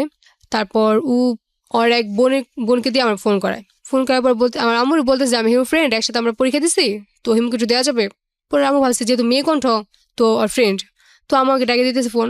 তারপর বলতেছে যে হিমু আমি দেলভা, আমি ইমরান ভাইয়ের বোন হই, তোমার নাকি বিয়ে ঠিক হয়েছে, তো ঠিক আছে আমি তোমার সাথে দেখা করবো, তোমার সাথে কিছু কথা আছে, তোমাকে একটা ফোন দিবো। ওকে। তো আমি বলতেছি আচ্ছা ঠিক আছে, তাহলে তুমি আমার বাসায় আসো। ও বলতেছে আমি তো তোমার বাসায় আসে তোমার ফোন নাম্বারটা নিছি, তো বাসায় যে আসছিল ওটা আমার আব্বু আবার খেয়াল করছে, নোটিস করছে যে আমার বাসায় একটা মেয়ে আসে আমার ফোন নাম্বার নিয়ে গেছে। তা বাবা তখন মাইন্ডের কাজ করছে যে ওর যদি ফ্রেন্ডই হয় ফোন নাম্বার তো অবশ্যই থাকবে আর আমার ফোন নাম্বার, তো আবার আলাদা করে কেন ফোন নাম্বার নিয়ে গেল। তার আগে আবার কয়েকদিন আগে আবার ওর জন্য ফোন ধরা গেছি, বুঝে গেছে বাবা। আম্মুর বাবার সাথে ফোন করছে একটু পরে যে তোমাকে একটা মেয়ে ফোন দিয়েছিল। পরে বলতেছে হ্যাঁ ওর একটা ফ্রেন্ড ফোন দিয়েছিল, কি যেন নাম বললো দেলবানা কি জানো। পরে বললো যে কি বলছো রে? পরে বলছে আমি যাই না কি কথা হচ্ছে ওর সাথে, আমি তো ওখানে ছিলাম না, ফোন নিয়ে অন্য জায়গায় নিয়ে কথা বলছে। এখন বাসায় আসার পর বাবা জিজ্ঞেস করতেছে দেল ভাইকে। পরে আমি বলছি যে এমন আমরা একসাথে এসএসসি পরীক্ষা দিয়েছি, তো বাবা বিশ্বাস করে না। পরে বলতেছে আমি বলছি যে কালকে আসবেন তো বাসায়, বসে মানে অনেকে বিয়ে ইনভাইট করতে আসবো, মানে মিথ্যে কথা। ও আমার এটাই বলতে বলছে বাসায়। তো আম্মুর বাবা বলতেছে যদি ও আসে ওর একা কথা বলতে দিবে না, ওর সাথে থাকবা। আচ্ছা। তো এখন ও আসছে, তারপর দিন সকালে 11টার দিকে আসার পরে এই মেয়েটাকে তো ইমরানই পাঠিয়েছিল না? হ্যাঁ ও পাঠাইছে, আপনি বিভিন্ন বুদ্ধি করে ওনাকে পাঠিয়েছিলেন। হ্যাঁ ও বোনটা আমার জন্য অনেক হেল্প করছে। ওকে ওকে। তারপর তারপর এখন ওই আপু আসার পর আম্মু তো কোনোভাবে আমার ছাড়তেছে না, ওর সাথে আলাদাভাবে কথা বলতে পারতেছে না। ও বলতেছে আন্টি মনে মনে বিয়ে ঠিক করছে, এত তারিখে আমি বিয়ে, মিথ্যে বলতেছে জাস্ট যে হিমুর জাতি দিয়েন, এটা বলতেছে। পরে বলতেছে ঠিক আছে বাবা আসুক, বাবাকে বলি, বাবা যে জাতিতে যাবে। তো এখন বলতেছে যে আন্টি আপনাদের প্রজেক্টটা তো অনেক সুন্দর, আমি সবাইকে শুনছি, আমি যা দেখে আসি প্রজেক্টটা। কিসের প্রজেক্ট? প্রজেক্ট বলতে ওখানে পুকুর আছে, আচ্ছা, তারপর বিভিন্ন ফল গাছ আছে। ও খামার। হ্যাঁ খামার টাইপের, আচ্ছা কবুতর, মানে অনেক কিছু আছে ওখানে। আচ্ছা আচ্ছা। তো বলতেছে আচ্ছা ঠিক আছে যাও। তো পরে আমরা যেতেছি, তো গেছি প্রজেক্টে গেছি, যার পর বলতেছে মন ইব্রাহিম ভাই আমার কান্নাকাটি করছে ফোন দিয়া, এক কাজ করো তুমি আমার সাথে চলে আসো, আমরা ফোনের মাধ্যমে তোমাদের বিয়ে করে দিই, আপু বলতেছে। ওকে। তো আমি তো পুরো রাজি হয়ে গেছি। পরে আমি বলছি ঠিক আছে তো কবে যাবো বলো। পরে বলতেছে যে কালকে এই সময় মানে সকাল 10টা মানে 11টায় আমি মানে মানে একটা জায়গার নাম বলছে যে লঞ্চ ঘাট, আমি ওখানে থাকবো, তুমি আইসো। আচ্ছা, তো আমি বলছি ঠিক আছে। এটা কি ইমরান বলতেছে আপনাকে? না না ওই আপু বলতেছে, ওই আপুটা আমার বলতেছে। ইনফরমেশন জাস্ট দিয়ে গেছে যে আপু থাকবে, আপু আমাকে এক জায়গায় নিয়ে যাবে, ফোনের মাধ্যমে আমাদের কাবিনটা করে রাখবে, আচ্ছা যাতে আমার কোনো কাছে বিয়ে দিতে না পারে। ওকে। তো আমিও রাজি হয়ে গেছি। রাজি হওয়ার পরে এখন তারপরের দিন আম্মু, আমার ছোট ভাইয়ের তখন এক্সাম চলতেছিল, আম্মু স্কুলে গেছে ভাইয়ের সাথে, বাবা ঢাকা গেছেন। তো এই সময় বাবা ঢাকা না, বাবা ফরিদপুর যাওয়ার কথা ছিল, তো বাবা চলে গেছেন। যাওয়ার পরে এখন আমি বের হয়েছি 11:15 থেকে, বের হওয়ার পর ওখানে গেছি আর আপু আসছে। আপু আমার যে বোরখা নিয়ে আসছে, বোরখা পরে জাস্ট রিক্সা ওঠার পর আপু আমার এক রিলেটিভের বাসায় নিয়ে রাখছে, আপুর এক রিলেটিভের বাসায় রাখার পর এখন বাবা তো বলতেছে কোন মেয়ে আসছিল, কোন ঠিকানা বলছে, ওই ঠিকানা ই করো। তো ও বাসায় যা, বাবা অনেক যেহেতু পাওয়ারফুল, আমার বাবা অনেক এলাকার মধ্যে, তো অনেক কি করতেছে, তো বলতেছে যে এখন তুমি এটা না করো, আমি সচিব মানে সচিব রেদে মানে মানে বিভিন্ন ধরনের ইটি করামো, তুমি কি কি চাও? করেছে বাবা, কি করেছে ওখানে? বাবা মানে ওই বাবা- আপুদের বাসা যায়, হ্যাঁ। মানে অনেক এলাকায় যে গণমান্য লোক আছে ওনাদের নিয়ে গেছে, আচ্ছা, নিয়ে যায় মানে আপুদের বলতেছে যে ওর তো এখন 18 বছর হয় নাই, হ্যাঁ তুই আমার মেয়েকে নিয়ে গেছে, জোর করে নিয়ে গেছে আপনার মেয়ে। আচ্ছা ওই আপু আমাকে আবার ওই রিলেটিভ বাসায় রেখে আবার চলে আসছে, আচ্ছা আসে পরে ফোর্স করতেছে, বলতেছে আমি তো যাই না কোথায়, বলতেছে না তুমি 100% তুমি ওই নিয়ে গেছো। আচ্ছা। তো আপনি এর মধ্যে মানে বাসা থেকে একদম প্ল্যান করে বের হয়ে গেছেন। হ্যাঁ বিয়ে করার আমি- পরে কি হতে পারে আপনি সেটা চিন্তাও করেননি? হ্যাঁ আমি জানি বের হবে, ঝামেলা হবে, আমি এটা বলছি আপুরে, আচ্ছা, যাবো আমার বাবা কিন্তু কেমন, মানে আপনি ঝামেলা হোক আর যাই হোক আপনি বিয়ে করবেন, এটা হচ্ছে হ্যাঁ মূল মানে কথা। আমি যে কোনো মূল্য আরে চাই, যে কোনো মূল্যে ওটা চান? হ্যাঁ ওকে চাই, ওকে আমার যাই হয়ে যাক। ওকে। এখন আপু আমার ফোন, আপু আমাকে একটা ফোন আবার রেখে আসছিল ওই আপু, যে আমি তোমার সাথে কন্ট্যাক্ট করবো, ইব্রাহিম ভাই তোমার সাথে কন্ট্যাক্ট করবে। ফোন দুটা ফোন ছিল আপুর, একটা ফোন রেখে আসছে। তো এখন আপু আমার ফোন দিয়েছে, তোমার বাবা এসে ঝামেলা করতেছে, কি করবো? তো আবু আর বলতেছিল যে আপু ফোন দিয়ে আমার শুনতেছিল যে বাবা কি বলতেছে, যে বাবা তো জানে যে আপু আমার ফোন দিয়ে রাখছে। তো বাবা বলতেছিল যে যদি আমার মেয়েকে এখন আনে দাও, বুঝোই তো তোমার মানে আমার আমারই তো তুমি বুঝে আমি কি করতে পারি। তো আমি কিন্তু পুলিশ হয়েছে, তোমার পুরো বাড়ি ঘেরাও করে ফেলবো। আর তোমার ওই আপুর আবার বিয়ে হয়েছিল মাত্র 2-1 মাস আগে, তোমার নতুন বিয়ে হয়েছে, তোমার তো পুরো একটা বদনাম হয়ে যাবো। আচ্ছা, তো এভাবে বলতেছে। পরে আপু অনেক ভয় পাইতেছিল। পরে আমি বলছি ঠিক আছে আপু আমি তাহলে চলে আসতেছি, মানে আমার জন্য একটা মেয়ের লাইফ নষ্ট হয়ে যাবে এটা আমি চাইনি। আপনি স্যাক্রিফাইস করার চিন্তা আমরা করলেন হ্যাঁ না, দরকার আমি নেই। পরে ভাবলাম যে না, আমার জন্য কারো লাইফ নষ্ট হয়ে যায় বা কারো মাত্র নতুন বিয়ে হয়েছে, আপুর হাজবেন্ড কোন হিসেবে নেয়, শ্বশুর বাড়ি সবাই কোন হিসেবে নেয়, রাইট। ওর সংসার ভেঙে যেতে পারে। তো আমি তো বলছি যে আপু ঠিক আছে আপনি আমার নিয়ে যান, আমি আসতেছি। তো আপু বলছে যে ঠিক আছে আমি আসতেছি। তো বস এখানে আমি কিছু কথা বলি। তো একটু ও আগে তো- আসেন মাইক্রোফোনে। হ্যাঁ, ও তো বাসা থেকে বের হয়ে গেছে, আমি যেভাবে যেভাবে বলছি ওভাবে চলে গেছে। তো ওর বাবা তো এখানে অনেক চাপ সৃষ্টি করতেছে, তো ও তো অনেক টেনশন আছে, হিমো তো অনেক ফোন দিয়ে কান্নাকাটি করতেছে, আমার সাথে কন্টিনিউ যোগাযোগ হচ্ছে। তো আমি ওরে বললাম যে আচ্ছা যেহেতু তোমার বিয়ে ঠিক করে ফেলছে, তো তুমি টিউনুকে বলো, ঠিক আছে? আমাদের ওখানে টিউনুটা অনেক ভালো, ঠিক আছে? মেয়েদের ব্যাপারে অনেক বেশি। টিউনোকে বলো মানে হচ্ছে আমার বয়স যেহেতু 18 বছর হয়নি, সুতরাং এর মধ্যে বিয়ে দেওয়া যাবে না। হ্যাঁ, এটা আমি ওরা শিখাই দিছি। যার সঙ্গে বিয়ে ঠিক হয়ে গেল তাকে কি রিচ করতে পারছিলেন না হিমু? তাকে ফোন করে বলা যে না আমার, সে সবকিছু জানে, ও জেনে শুনে রাজি? হ্যাঁ যে সরাজি, মানে সে বলতেছে আমার বলতেছে যে দেখো বিয়ের আগে অনেক মেয়ের সাথে রিলেশন থাকে, বাট বিয়ের পরে সব ঠিক হয়ে যায়, আচ্ছা অনেক মেয়েরা এটা ঠিক হয়ে যায়। আচ্ছা তো যেহেতু তোমার ফ্যামিলি এটা মানে না, তো এখন তুমি আসলে কি যার সাথে বিয়ে ঠিক হয়েছে তার মা আবার আমার সাথে বিয়ে ঠিক হওয়ার 1 মাস আগে রিসেন্টলি মারা গেছেন। আচ্ছা তো মারা যাওয়ার আগে আমার পছন্দ করে রেখে গেছেন, ও আচ্ছা মানে সেই হিসেবে উনি চাইতেছিলেন যে ওনার মার শেষ ইচ্ছাটা পূরণ করার জন্য, আচ্ছা আচ্ছা যে আমার যে রিলেশন আছে সেটা জানা সত্ত্বেও বিয়ে করতে চাচ্ছেন, সেই জন্যই আচ্ছা আচ্ছা উনি এটা বলতেছে যে আমি জানি হয়তো তুমি আমাকে ওরকম ভাবে ভালোবাসতে পারবা না, বাট তবু আমার মার শেষ ইচ্ছা, আমার ফ্যামিলিও তোমার চায়, আর তোমার 2 ফ্যামিলি যেহেতু রাজি, সেজন্য উনি চাইতেছিলেন এটা। ওকে। উনি কি অবস্থা সম্পন্ন ছিলেন মোটামুটি? হ্যাঁ তো আমি যেখানে ছিলাম, তো আমি তো অনেক টেনশনে ছিলাম, ও বাসা থেকে বের হয়ে গেছে। পরে আমি ওরা বলতেছি যে আমি টিউনের নাম্বার কালেক্ট করে দিচ্ছি, তুমি জাস্ট একটু বলো যে আমি পড়ালেখা করতে চাই, আমার 18 বছর হয় না, জাস্ট এইটুকুই বলো, সাথে সাথে ফোর্স পাঠাই দিবে তোমাদের বাসায়, এটা ক্লোজ করে দিবে, ঠিক আছে। তো বলতেছিল না আমি পারবো না, ভয় লাগতেছে অনেক কোথায় কিছু। যায় অবস্থাটা সেটাই কথা। আমরা একটা ছোট্ট আরেকটা বিরতি নেব প্রিয় শ্রোতা। ছোট্ট একটা বিরতির পর আমরা ফিরে আসবো জীবন গল্পে। আবারও বলছি, জীবন গল্প এবং সিক্রেটস নামে আমার যে বইটি আপনারা বইমেলাতে পাচ্ছেন, বর্ণপ্রকাশের 101 নম্বর স্টলে বইটি আপনারা পাচ্ছেন। এই অনুষ্ঠানে অ্যানাউন্সমেন্ট হওয়ার আগামী 3 দিন পর্যন্ত আমার কিছু কথা লেখা থাকবে প্রত্যেকটা বইয়ে উইথ অটোগ্রাফ। আপনারা যেটা করবেন, যদি এই বইটা সংগ্রহ করতে চান, ইমিডিয়েটলি অফার দিতে হবে, ইমিডিয়েটলি অর্ডার দিতে হবে। নিয়মটা হচ্ছে ক্লিক অ্যান্ড ডিলের ফোন নাম্বার, যেটা 24 ঘন্টা ওপেন থাকে, 0963871771। আমি আবারও বলছি 0963871771, এবং রকমারি.com, যেটা অফিস টাইমে খোলা থাকে, 16297। আবারও বলি 16297। ওকে, এই নম্বরে ফোন দেবেন আপনারা। ফোন দিয়ে বলতে হবে আর.জি. কিবরিয়ার জীবন গল্প এবং সিক্রেটস বইটি চাই উইথ অটোগ্রাফ, এবং বইটির মূল্য রাখা হয়েছে 200 টাকা, কুরিয়ার চার্জ আলাদা। সাথে আরেকটি নাম্বার বলছি আমি রকমারি.com এর, এটি হচ্ছে আপনার শুধু SMS করে আপনাকে বইটি সংগ্রহ করতে হবে। নাম্বারটি হচ্ছে 01841115115। আমি আবারও বলছি 01841115115। ফিরে আসছি ঠিক রাত 12টায়। যে বিশেষ অফার আপনাদের জন্য নিয়ে এসেছি আমি ঢাকা FM এবং বর্ণপ্রকাশের পক্ষ থেকে, সেটা হলো যারা আমার বইটি কিনছেন, বিশেষ করে একদিন মাত্র সুযোগ থাকবে, একদিন। যারা আমার বইটি কিনছেন, অনেকেই হয়তো তার প্রিয় মানুষকে গিফট করবেন এই বইটি। কেউ হয়তো মাকে করবেন, কেউ হয়তো ভালোবাসার মানুষটিকে করবেন, কেউ হয়তো এমন কাউকে করবেন যার সঙ্গে হয়তো তার বছরের পর বছর দেখা হয় না। এরকম কোনো প্রিয় মানুষকে যদি আপনি গিফট করতে চান বইটি, সেক্ষেত্রে আপনি চাইলে আমি তার জন্য আপনার হয়ে কিছু লিখে দিতে পারি বইয়ে। এই অফারটি থাকছে শুধু আগামীকালকের জন্য, শুধু আগামীকালকের জন্য, এবং শুধু একটি নাম্বারে ফোন করে এই অফারটি দেয়া যাবে। নাম্বারটি হচ্ছে 09638771771। আমি আবারও বলছি 09638771771। বইটির মূল্য 200 টাকা, এবং যেহেতু বইটি আপনি পার্টিকুলারলি কারো নামে লিখে চাচ্ছেন, সুতরাং বইটি আপনাকে অবশ্যই রিসিভ করতে হবে এরকম অর্ডার দিলে। এই জন্য হয়তো আপনাকে অ্যাডভান্স পেমেন্ট করতে হবে। ওকে, আবারও বলছি শুধুই একদিনের জন্য, ভালোবাসা দিবস উপলক্ষে। এবং এটা হচ্ছে আপনি বইটি অর্ডার দিয়ে বলবেন কার নামে আপনি কি লিখে চাচ্ছেন এবং সে আপনার আসলে সম্পর্কে কি হয়। আমি আর.জি. কিবরিয়া আপনার হয়ে কিছু কথা সেখানে লিখে দিব আমার অটোগ্রাফ সহ, এবং এটা শুধু কালকের দিনের জন্য। এবং সেক্ষেত্রে আপনাকে অ্যাডভান্স পেমেন্ট করতে হবে। যে নাম্বারটি বললাম আমি একটু আগে, সেই নাম্বারটি আমি আবারও বলছি 09638771771। এই হচ্ছে নাম্বার 09638771771। ওকে, আমি কথা না বাড়িয়ে তাদের কাছে আবারও ফিরতে চাই। তারপর হ্যাঁ, তখন আমি অনেক টেনশনে ছিলাম। পরবর্তীতে আমি, আমার এক ফ্রেন্ড আছে উকিল, তো ওরা ফোন দিলাম যে আমার ডিনো নাম্বারটা লাগবে, তো সাথে সাথে আমাকে নাম্বারটা কালেক্ট করে মেসেজ করে দিছে। আচ্ছা, তো আমি সাথে সাথে মেসেজ করে ইমুকে দিয়ে দিলাম।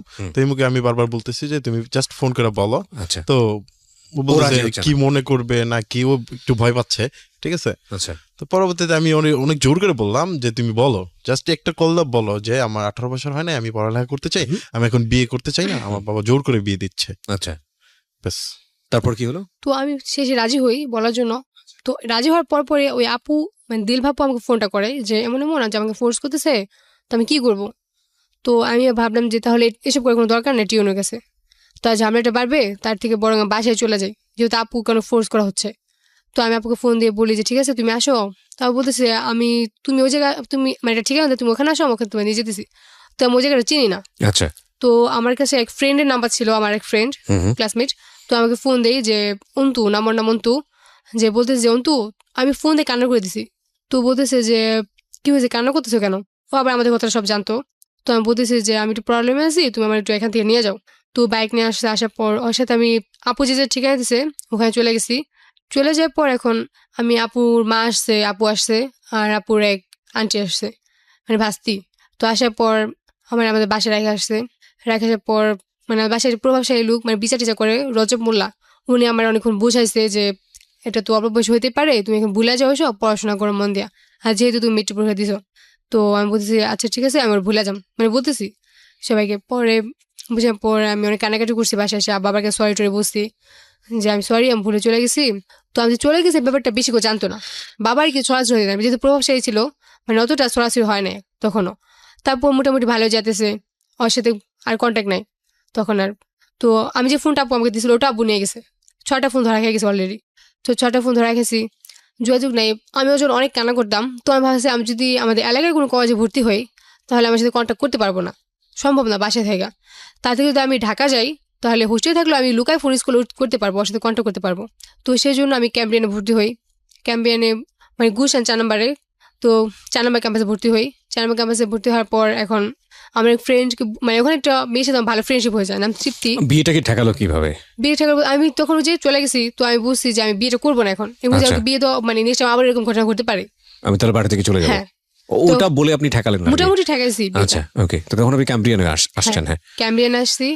ক্যাম্ব্রিয়ানে আসার পর এখন তো আমি আবার ক্যাম্ব্রিয়ানের কালচারাল একাডেমিতে মানে সদস্য ছিলাম একজন। তো ওই হিসেবে আমার ওইখানে রিএক্সে যেতে হতো হোস্টেল থেকে। ওই সময় মনে করেন যে হোস্টেল বের হওয়ার একটা সুযোগ ছিল, তো তখন ওর সাথে কথা বলতে পারতাম, আমার ফ্রেন্ডে ফোন দেওয়া। পরে ওই দিনই ফার্স্ট হচ্ছে আমার ভিডিও কলে কথা ক্যাম্ব্রিয়ানে আসে। এর আগে পর কখনো ভিডিও কলে কথা হয় নাই। আমাকে যখন একটা ফোন পাঠায় ওর এক মামার কাছে, নাম সালাউদ্দিন মামা। তো মানে ফ্রেন্ড জাস্ট মামা বলে, মানে রিস্তে মামা হয়। মামা ফোনটা আমাকে দিয়ে যায়, কলেজের সামনে এসে দিয়ে যায়। তো ফোনটা আমি ওই দিন কলেজে নিয়ে নিই, ভয় পাইতেছিলাম ফার্স্ট। তো আমি ওর ফ্রেন্ডের কাছে দিয়ে তৃপ্তির কাছে দিয়ে দিই যে তুই ফোন চার্জ করা, তারপরে দিন আমি দিস। বলার পর এখন ফোনটা ধরা খাই, ধরা খাওয়ার পর মিস রিকোয়েস্ট করি, কান্না করি আমি ওই দিন অনেক। তো ওই দিন আমার হোস্টেল কয়েকটা ফ্রেন্ড আছে, ওরা বলতেছে ঠিক আছে তোর ফোন নিয়ে সমস্যা নাই, তুই কালকে একটা ফোন কিনে নিস। আর সিম আমার একটা ফ্রেন্ড ছিল ও বলছে আমাকে 2টা সিম আছে, আমি একটা সিম তো দিয়ে দিছি। তো তারপর বলার পর আমি তারপর দিন আমার ফ্রেন্ডকে 3,000 টাকা দিই কলেজে আসা, যে ফ্রেন্ডের নাম রুমা। তো তারপর বলতেছি যে তুই আমি একটা ফোন কিনে দে, আমি তো এখন বেরোতে পারবো না, বাবা আসবো নিতে। তো দাদা ঠিক আছে আমি ফোন কিনে দিয়ে দিছি তোরে। তো ফ্রেন্ড আমাকে একটা ফোন কিনে দিছে, ফোন আর হেডফোন আর চার্জ আমাকে দিয়ে দিছে। তো আমি ব্যাগে রেখে দিচ্ছি।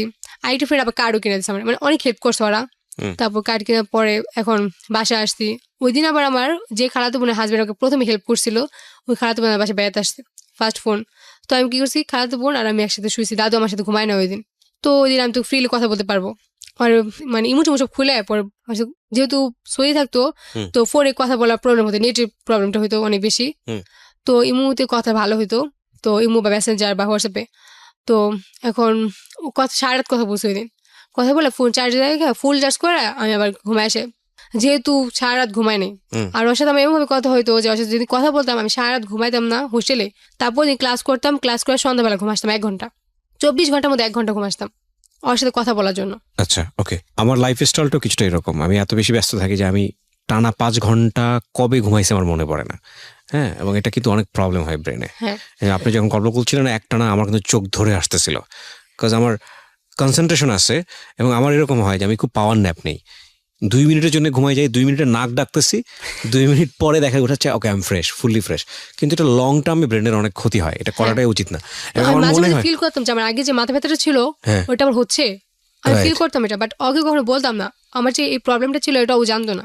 8 ঘন্টা ঘুম যে কতটা ব্লেজিং, আমার যদি মাসে একবারও 8 ঘন্টা ঘুম হয় টানা, আমার কাছে মনে হয় যে আমি রিবর্ন, মানে নতুন করে রিস্টার্ট নিছি এরকম লাগে শরীর। সো ঘুমটা খুব ইম্পর্টেন্ট, রাইট? হ্যাঁ, বলেন। তো ওর সাথে আমি কয়েকদিন প্রায় 1-1.5 মাসে কথা বলছি, ঘুমাই নেই। তো একদিন ছুটি পাইছি, তার মধ্যে ক্লাস করতে হতো, ক্লাস না করলে বাবা তো সন্দেহ করবো, মিসটা সন্দেহ করবো যে ও কেন মানে ক্লাস মিস করতেছে।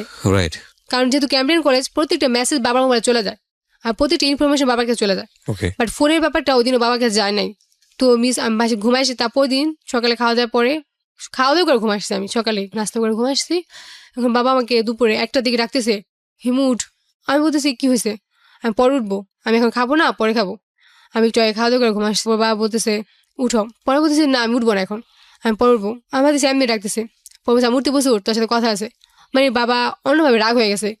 তো আমি বলছি কি হয়েছে, তো বাবা আমাকে তখন জাস্ট অনেকগুলো থাপ্পড় দেয় ঘুম থেকে ওঠার পরে। হ্যাঁ, থাপ্পড় দেওয়ার পর উঠার পরে এখন বলছে তোর জন্য কেন কলেজ থেকে ফোন আসলো, কেন আমার এতগুলো কথা শুনতে হলো, তুই ফোন ধরা খাসোস, আমি তো ভাবছি তুই ভালো হয়ে গেছোস, তুই মানে কোনোদিন ভালো হবে না, সোজাবে না, মানে এইসব বলতেছে।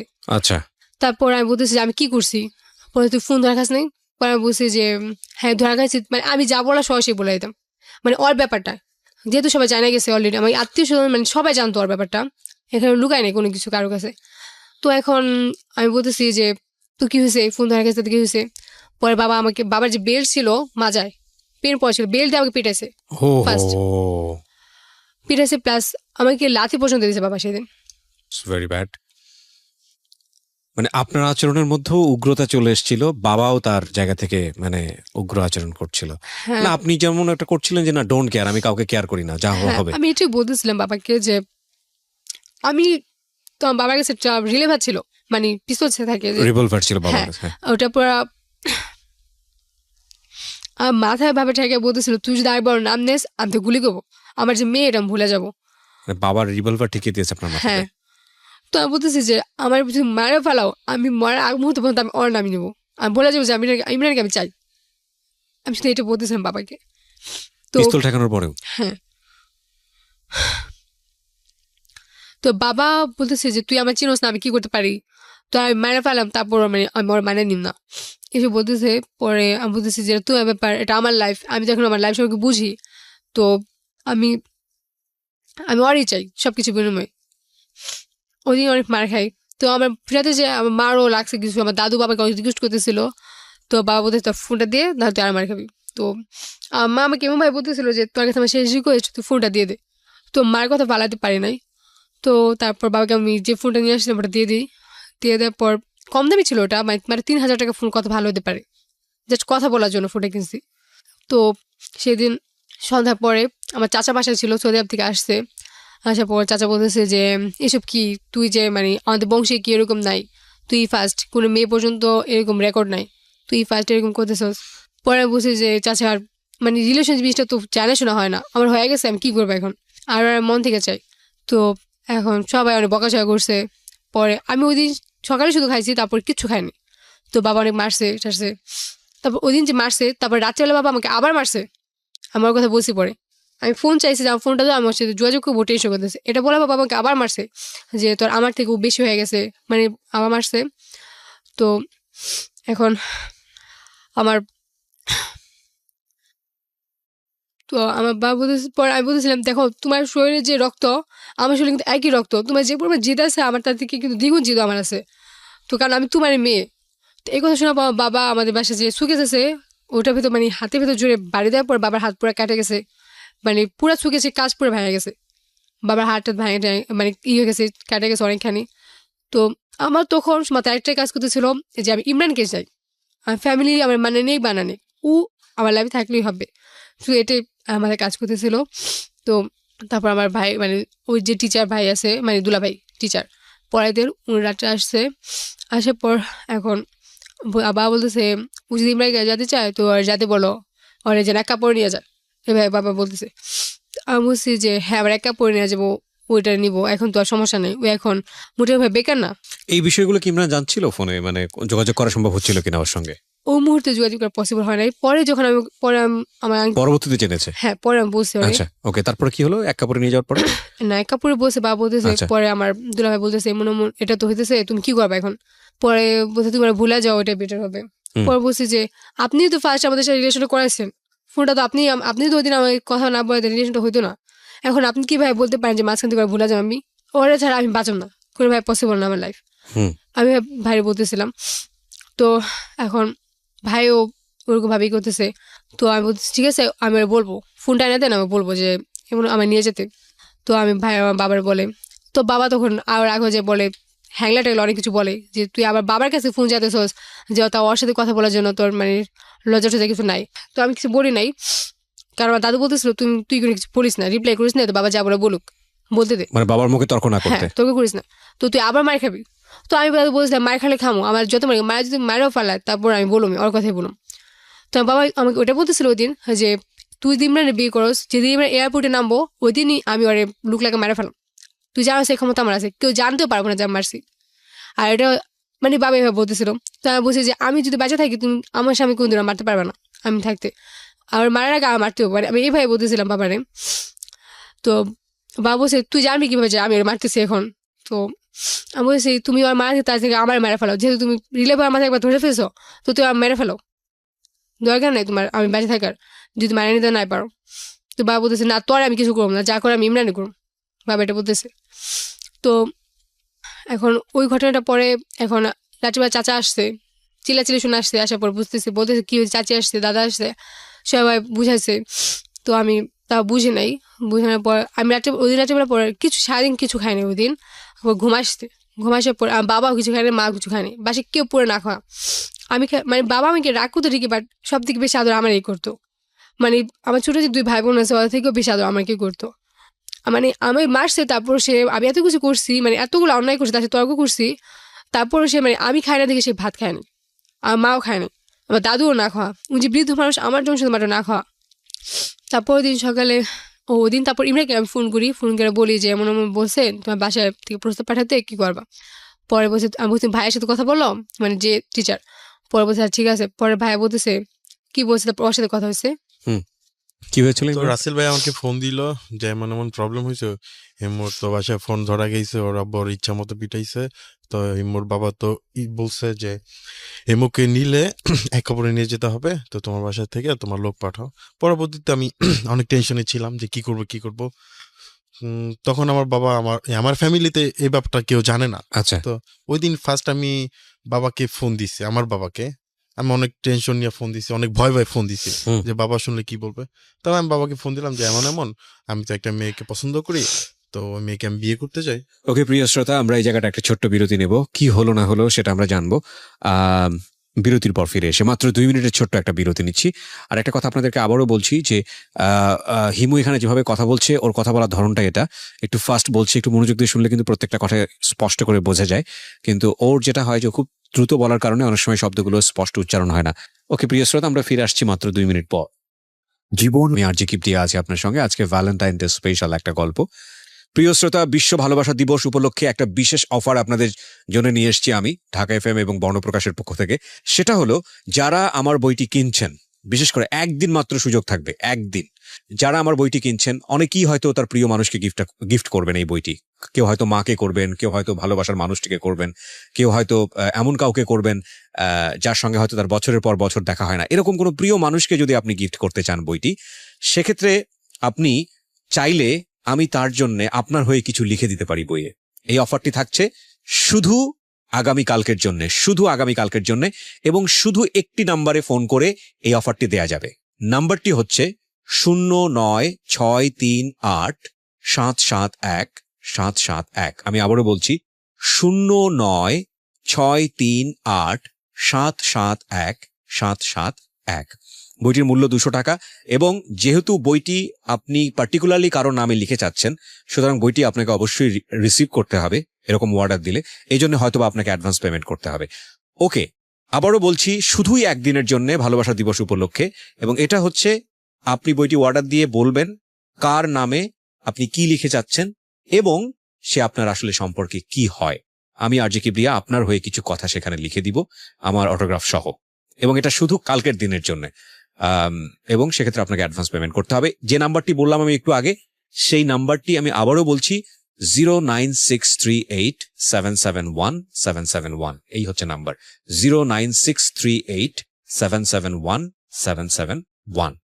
ওকে, এবং এই গল্পের সামাপে যাওয়ার আগে আমরা জানতে চাই যে ইমরান, আপনি আপনার বাসায় বললেন, বাবাকে বললেন যে আমি একটা মেয়েকে বিয়ে করতে চাই। তো বাবা কাকে বিয়ে করতে চাও বা কি অবস্থাটা না জানি আগে আলহামদুলিল্লাহ বলেছে নাকি? হ্যাঁ, বাবা আমাকে ছোট থেকে একটা কথা বলছে যে বাবা, তুমি যাকে পছন্দ করবা, সে কানা হোক, ন্যাংরা হোক, দেখতে অসুন্দর হোক, সে যদি তোমার কাছে আসতে চায় বা ওখান থেকে দিতে চায়, আলহামদুলিল্লাহ, আমার কোনো সমস্যা নেই। তুমি তোমার লাইফ তুমি করবা, জীবনযাপন করবা, এটা তোমার ব্যক্তিগত ব্যাপার, আমার কোনো সমস্যা নেই। তো বাবাকে আমি বললাম ওই দিন যে আমি হিমুকে চাই, হিমুকে বিয়ে করতে চাই। ঠিক আছে, ওকে, আলহামদুলিল্লাহ, সমস্যা নেই। পরে বাবা বলতেছে যে আমার কি করতে হবে। পরে আমি বললাম যে ওর দাদা আপনার সাথে যোগাযোগ করবে, তো যোগাযোগ করলে আপনারা যেভাবে ভালো হয় কথা টথা বইলা আপনারা প্রস্তাব নিয়ে যাবেন। তারপরের দিন একটু কথা হয়, মানে আমার বাসা থেকে ওদের বাসা থেকে একটু কথা হয়। কথা পরে দুটো ডিসিশন আসে যে তারপর দিন ওরা আমাদের বাসায় আসবে, আমাকে নিয়ে যাবে, এরকম টাইপ, মানে কথাবার্তা বলতে আসবে। তো ওদের ফ্যামিলি থেকে অনেক গণ্যমান্য কয়েকজন লোক আসছে। তো আসার পর আমার চাচারা বসছে, আমার দাদারা বসছে। বাবা ছিল না, আমার বাবা ছিল না। আমার বাবা আমাকে আগেই বলছে যে আমি এই ব্যাপারে থাকবো না। ওকে, তারপর বাবা বাসায় ছিলেন ওই দিন। বাবা ওই দিন আবার একটা কথা, বাবা ওই দিন আবার একটা কাজও ছিল। আচ্ছা, আর বাবার কাজ ছিল বলতে বাবা কাজ না থাকলে ওখানে থাকতেন না। তো বাবা বাসার বাইরে গেছে, আর ফ্যামিলিরা আসছে। আর বাবা হয়তো 10 কেজি মিষ্টি নিয়ে আর রিং নিয়ে আসছিল, যে পরে রাখা যাবে, তার পরের দিন নিয়ে যাবে, এরকম প্ল্যান ছিল। আচ্ছা, ওদের। বাবা কি আপনি ইমরান এটা বলেছিলেন যে বাসায় কি হচ্ছে আপনাকে নিয়ে, বা আপনাদের সম্পর্কটা নিয়ে কি হচ্ছে এটা কি জানতো বাবা? না, এটা আমি বাবাকে বলি নাই। এটাই Okay, হচ্ছে তাহলে তো এটার আপনি একটা রিস্ক ফ্যাক্টরে ফেলে দিলেন। হ্যাঁ হ্যাঁ। বাবা এখানে আমি জানি না কি হয়েছে, শুনি একটু তারপর। তো সেদিন আমাদের ফ্যামিলির সাথে ওদের ফ্যামিলির কথা কাটাকাটি হয় অনেক। ওই জায়গাটাতে হ্যাঁ, মানে তো ওদের বাবা তো family- কিছু জানতো না, কি ঘটনা ঘটলো আসলে হ্যাঁ, বলেন ওর তো? ফ্যামিলি তো এটা জানতো না। হ্যাঁ, সেই কারণে ফ্যামিলিটা বুঝতে পারে নাই যে আচ্ছা। আমার সাথে কি হইতেছে। আচ্ছা ওর ফ্যামিলি বলতেছে যে তার ফ্যামিলি মানে কাবিনের ব্যাপারটা উঠেছে, 10 লাখ টাকা কাবিন আমাদের বাসায় মেয়ে এটা হয়। আচ্ছা তো 10 লাখ টাকার যে কোনো কাবিন হয় না আমাদের বাসায় মেয়েদের। আচ্ছা তো আর বাবা বলতেছে যে ঠিক আছে এটা কোনো ব্যাপার না, বাট তাহলে উঠাই দেন আপনি মেয়েরে, আমরা এক কাপড়ে নিয়ে যাম, বাট আমরা 50 জন আসুম, তো নিয়ে এভাবে নিয়ে যাম। তো আমার দাদা বলতেছে না এভাবে হবো না, কোর্টে যাবো, কোর্টে যা কাবিন করে দিম, শেষ। আমি যাবো, আমি যা কাবিনটা করে দিম। তারপর কি হয়েছে কথা কাটা আমিও যাই না, ও যায় না। মানে আমার ফ্যামিলি আমার পুরোপুরি কিছু বলে নাই, আর ফ্যামিলি ওরা বলে নাই, মানে দুই ফ্যামিলির মাধ্যমে কথা কাটাকাটি শুরু হ্যাঁ, হয়ে কি গেছে। কথা কাটাকাটি হয়েছে আচ্ছা তারপর এটা আমরা কেউ জানি না। এখন পর্যন্ত জানেন না? না, এখন পর্যন্ত যায় না।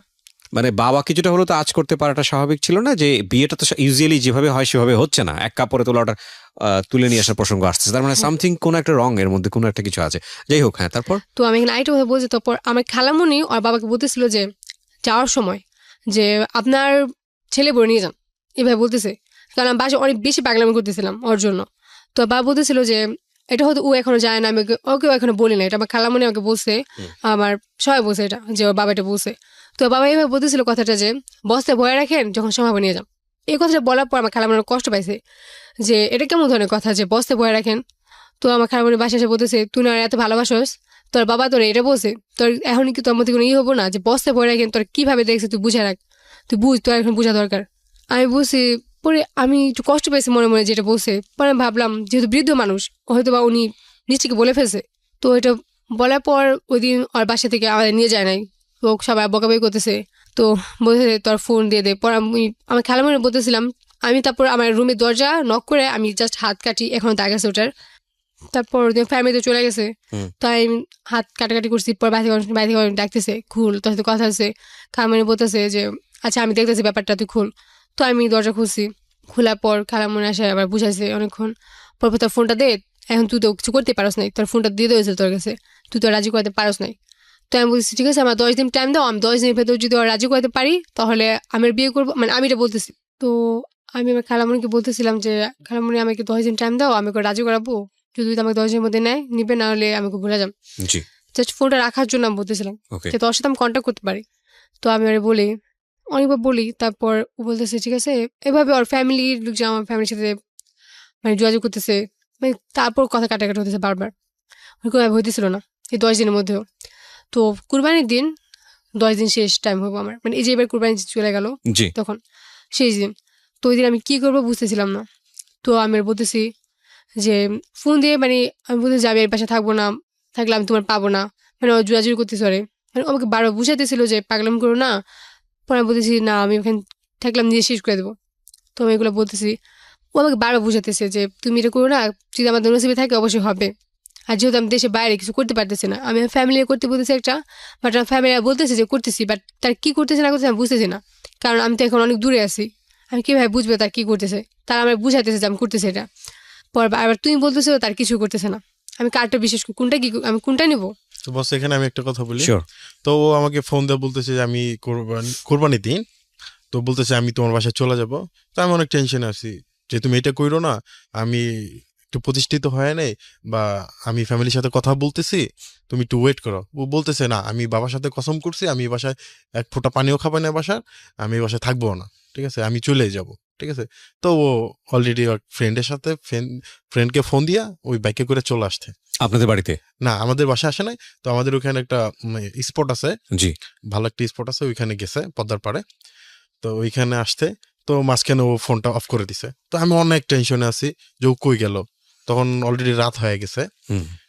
তো মানে আপনি এগুলো সবকিছু সৌদি আরব থেকে ডিল করতেছেন? হ্যাঁ, তো আচ্ছা। আমি ওর তো কাজে কর্মের সমস্যা হতো না এগুলো নিয়ে? না, face তেমন করতে- প্রবলেম হইতো না, আচ্ছা ঠিক আছে।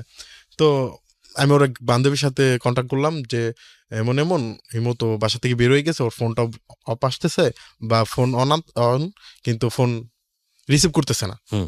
ঠিক আছে। তো আমি বললাম যে তুমি একটু দেখো, দেখে আমি একটু জানো, আমার অনেক টেনশন হইতেছে। আমি তখন কান্নাও করছি, ঠিক আছে। তো কিছুক্ষণ পরে ফোনটা রিসিভ করছে, পরে বলতেছে যে আমি বলছি যে কোথায়, ও বলতেছে আমি জানি না, ঠিক আছে। আমি প্লিজ বলো কোথায়, আমার অনেক টেনশন হইতেছে। পরে আমি বলছি যে আমার বাসায় যাও, ও বলতেছে না তোমার বাসায় যাবো না, আমি পরে বলছি যে কোথায় যাবা, জানি না। ঠিক আছে, পরে অনেক রিকোয়েস্ট করছি যে তুমি আমার বাসায় যাও, আমার চাচাতো ভাই আছে জাকির নাম, ওরে ফোন দিলাম যে ভাই এমন এমন হিমু আসতেছে, আপনি একটু রিসিভ করে আমার বাসায় দিয়ে আইসেন। ঠিক আছে, আমার বাবা কিছুই জানে না, আমার ফ্যামিলিকে বলিও নাই যে ও আসতেছে। জি। তো পরে চলে আসলো। বাট আমি ওকে জিজ্ঞেস করছিলাম তোমার বাবাকে বলছি কিনা, বলছিল হ্যাঁ বলছি। তো আমি ভাবছি বাবা জানে। তো আর চাচাতো ভাই আসার পর আমাকে ওর বাসায় নিয়ে যায়, নিয়ে যাওয়ার পর ওর বাবা ভালোই আমাকে বলে আসে পড়ছো, ঠিক আছে আসে পড়ছো। বাবা ভেবে দিয়েছে আমার 18 বছর হয় নাই, আমার বাবা যদি কোনো কিছু করে। Excuse me, boss, আমি একটা কথা বলতে চাই। তো আমার এখানে একটা মাত্রই ভয় ছিল যে ওর 18 বছর হয় নাই, ওর বাবা একটা কেস টেস করলে এটা অনেক মারাত্মক, একটা বিপদ হয়ে যাবে। হ্যাঁ বিপদ হবে।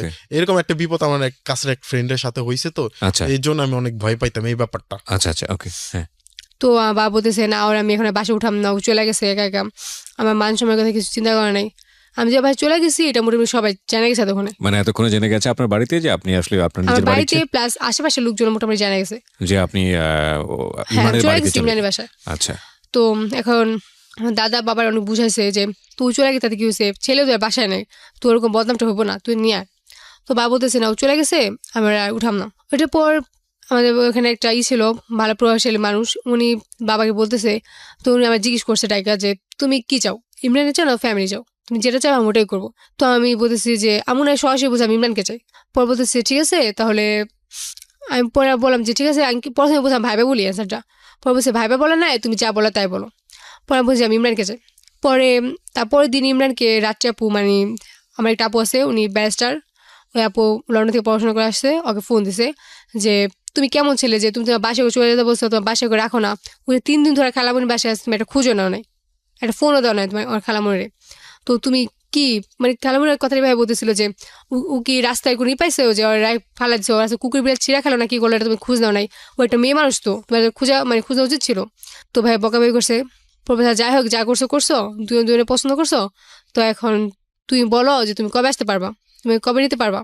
তো ও বলতেছে যে ঠিক আছে আমাকে 3 দিনের টাইম দেন, আমি 3 দিনের মধ্যে আসবো। তো আমার বিশ্বাস ও আসবে।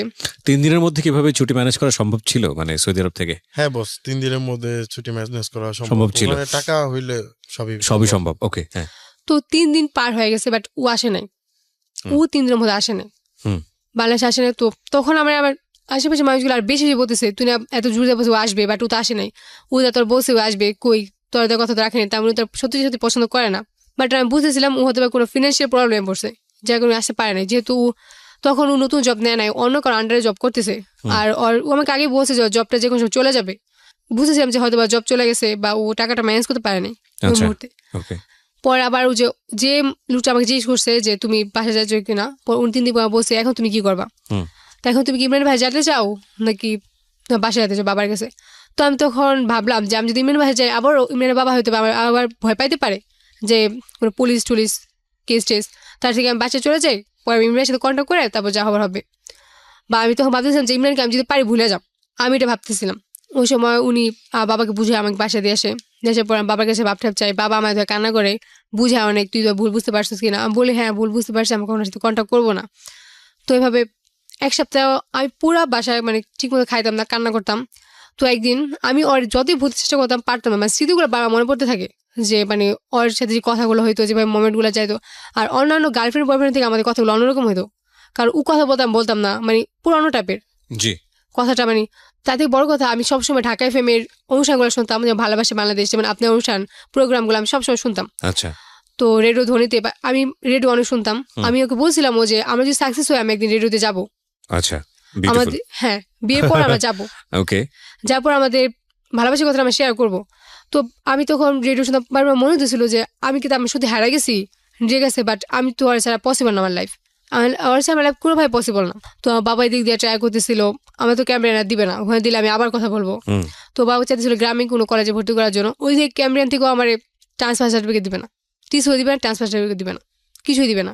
তো এখন কি করবো, বাবা পারতেছিল না ভর্তি করার জন্য, পয়সা টোটালি অফ, ভর্তি হতে পারছিলাম। পর ভাবছি যে নেক্সট ইয়ার 1 ইয়ার গ্যাপ করার পর ভর্তি হবো। মাঝখানে আমি একদিন মানে কে যেন আমি মানে ওর জন্য মানে খারাপ লাগতেছিল, তো আমি বাবাকে কথা দিছি আমি ওর সাথে কন্ট্যাক্ট করবো না, ভুলে যাবো। তো দুটা মাঝখানে আমি পুরো প্রেশার মধ্যে ছিলাম মানসিক ভাবে। আর যেহেতু আমার একটা মাথার প্রবলেম ছিল আগে থেকে, হ্যাঁ ছোটবেলা থেকে, তো আমার মাঝে মাঝে মাথা পেনটা আবার হতো, তো আমি এটা কাউকে বুঝতে দিতাম না। কারণ আমি যদি বুঝতে দিতাম তাহলে বুঝতে যে আমি ওর জন্য টেনশন করতেছি। তো আমি বাসায় কান্নাকাটি করতাম, আম্মু বুঝাইতো, আব্বু বুঝাইতো, বাবা আমাকে খাওয়াই দিত ওই সময়, মানে বাবা আমাকে ছোটবেলা থেকে অনেক আদর করতো, এতগুলো অপরাধ করার পরে বাবা আমাকে আদর করছে, বুঝাইছে। তো বাবা যারা মারছে তার জন্য বাবা কান্নাকাটি করছে ওই দিন মারার পরও। তো বুঝানোর পর এখন আমি আর ভুলতে পারতেছি না, বাবার কথা ফালাতে পারতেছি না। তো ওই সময় আমি 26টা খাই ওই দিন রাত 10:15। মানে কি সুইসাইড করার প্ল্যান? হ্যাঁ, আমি ভাবতেছি আমি এই লাইফে রাখবো না, যেহেতু আমি ওরে পাবো না, আর ওর আমার লাইফ পসিবল না। তো আমি ভাবছি যে আমি হয়তো বেলা পুরোপুরি শেষ, তো আমি পুরোপুরি শেষ, কোনো ঝামেলা নাই। তো আমি আমার ওই দিন খাওয়ার পর আমার ঘুম আসতেছিল না, তো এখন শুয়ে আসি, আমার প্রচণ্ড ঘামাইতেছিল হঠাৎ, আবার হঠাৎ অনেক শীত করতেছিল, দুটাই কাজ করতেছে। তো আমি ছটফট করতেছি, পাশে আমার বোন ঘুমেছিল, ছোটো বোন, ও মানে ওয়াশরুমে যাওয়ার জন্য উঠছে, উঠে দেখতেছে মানে আমি কেমন যেন করতেছি, করার পর সাথে আম্মুর রুমে যে আম্মুকে ডাকছে, নক করছে, নক করার পর আম্মু আসছে, বলছে কী হয়েছে, বলছে হিমাবু কেমন যেন করতেছে, দেখে যাও। আম্মু তারপর আসার পর আম্মু আসে 5 মিনিট পরেই দেখে আমার ঘামাইতেছে অনেক। তো আম্মু ফ্যান চালাইছে, চালানোর পর মানে আমার হাত পা পুরো ঠান্ডা হয়ে গেছে, হাত পায়ে তেল মালিশ করতেছে। দাদু তো পুরো কান্নাকাটি শুরু হয়েছে। তো আমার হঠাৎ ওই সময় আমার 5 মিনিট পরে বমি শুরু হয়ে গেছে, বমি শেষে নাক দিয়েও ব্লাড পড়ছে, বমির সাথে অনেক ব্লাড পড়ছে, মানে ওষুধটা পুরো কাজ হয়ে গেছে। তখন রাত 2টা বাজে, আমি 10:15 খাইছি, রাত 2টা বাজে সবাই বুঝতে পারছে, তো অ্যাক্টিভ হয়ে গেছে শরীরে। হ্যাঁ, হচ্ছে না, বাবা বুঝতে পারছে যে আমি কিছু খাইছি। তো আমার বলতেছে যে কি হয়েছে, তুই কি খাইছো, সত্যি করে বল। পর বলছি কিছু খাই নাই আমি। পর বলছি না তুই কিছু খাইছোস, 100% তুই খাইছোস, সত্যি করে বল। আমি বলছি কিছু খাই নাই। পর আম্মু তো পুরো কান্নাকাটি শুরু করেছে আমার ধরে, আমার ছোটো বোন কান্না করতেছে, দাদু কান্না করতেছে, ছোটো ভাই পর্যন্ত কান্না করতেছে আমার দেখে, মানে এই অবস্থা, মানে ব্লাড পড়তেছিল। তখন ওই দিন পর থেকে ওর সাথে আমার যোগাযোগ অফ, ওর সাথে, ইমরানের সাথে। তো আম্মু বলতেছে যে যেভাবে কর হসপিটালে নিয়ে যাও। তো বাবার সাথে আমার আঙ্কেলকে ফোন করছে, আঙ্কেল আসছে, অটো নিয়ে আসে, মানে এগুলো তো গাড়ি বা পসিবল না। তো আমার সাথে হসপিটালে নিয়ে গেছে, বেসরকারি হসপিটাল। তো মা যে অবস্থা ছিল অবস্থায় চলে গেছে, বাবা জাস্ট শুধু টাকাগুলো নিয়ে চলে গেছে। আর চলে আসছে, আসার পরে এখন আঙ্কেল আসছে, আমি বাবা বমি করতেছিলাম, তারপর প্রায় হসপিটালের কাছাকাছি এসে আমার নিঃশ্বাস বন্ধ হয়ে গেছে, মানে নিঃশ্বাস নিতে পারতেছি না, বুকে চাপ লেগে গেছে। তাতে হসপিটালে অক্সিজেন দিছে, বেসরকারি হসপিটাল। তো ওখানে ট্রিটমেন্ট করবে না রুগী। পরে সাথে একটা সরকারি হসপিটাল ছিল আমাদের এলাকায়, মানে থানায়, ওখানে নিয়ে পরে উনি বেসরকারি হসপিটাল যে ডিউটি ডাক্তার আছে উনি বলতেছে যে আমরা একটা অক্সিজেন সাথে দিয়ে দিই, আপনি এক কাজ করেন অ্যাম্বুলেন্সে করে তাড়াতাড়ি নিয়ে যান, পরে নিয়ে যান, মানে কোনো সরকারি হসপিটালে নিয়ে যান। পরে বাবা বলতেছে তাহলে মানে এলাকায় যে ওটাই নিয়ে যায়। পরে বলছে এখানে তো যদি নেন থানা পুলিশ করতে তখন সমস্যা হবো, আর সকালে আগে ট্রিটমেন্ট হইব না, পুলিশ সকালে আসবো তারপর ট্রিটমেন্ট হবে, এতক্ষণে তো আর অবস্থা অনেক শেষ। আর যেহেতু আমি মানে অক্সিজেন লাগানোর পরও বারবার বমি করতেছি, মানে রক্ত বমি আছে, নাক দিয়ে রক্ত পড়তেছে, এরকম অবস্থা। আপনি ঢাকা নিয়ে যান, এটাই ভালো, একটু কষ্ট হবো, বাট ট্রিটমেন্ট আগে শুরু হবো, তো আপনি যেটা ভালো মনে করেন এখন করেন। পরে বাবা বলছে ঠিক আছে আপনি অ্যাম্বুলেন্সটা দেন। তো উনি অ্যাম্বুলেন্স ফোন করছে, অ্যাম্বুলেন্স এত আসবে না হসপিটালে। ওকে, তারপর বাবা কি করবে, তারপরে একটা পরিচিত ড্রাইভারের নাম্বার ছিল বাবার কাছে, ওনার ফোন পরে উনি আসছে, আসার পরে ওনার গাড়ি দিয়ে নিয়ে গেছে। আমার মনে হতেছিল ওই সময়, মানে আমি তখন বাঁচতে চাচ্ছিলাম, মানে বাঁচতে চাচ্ছিলেন তখন? হ্যাঁ, ওই মুহূর্তে মানে মানুষের মরার আগে যে কষ্টটা আরো ফিল করতেছিলাম আমি, যে কতটা কষ্ট হতে পারে।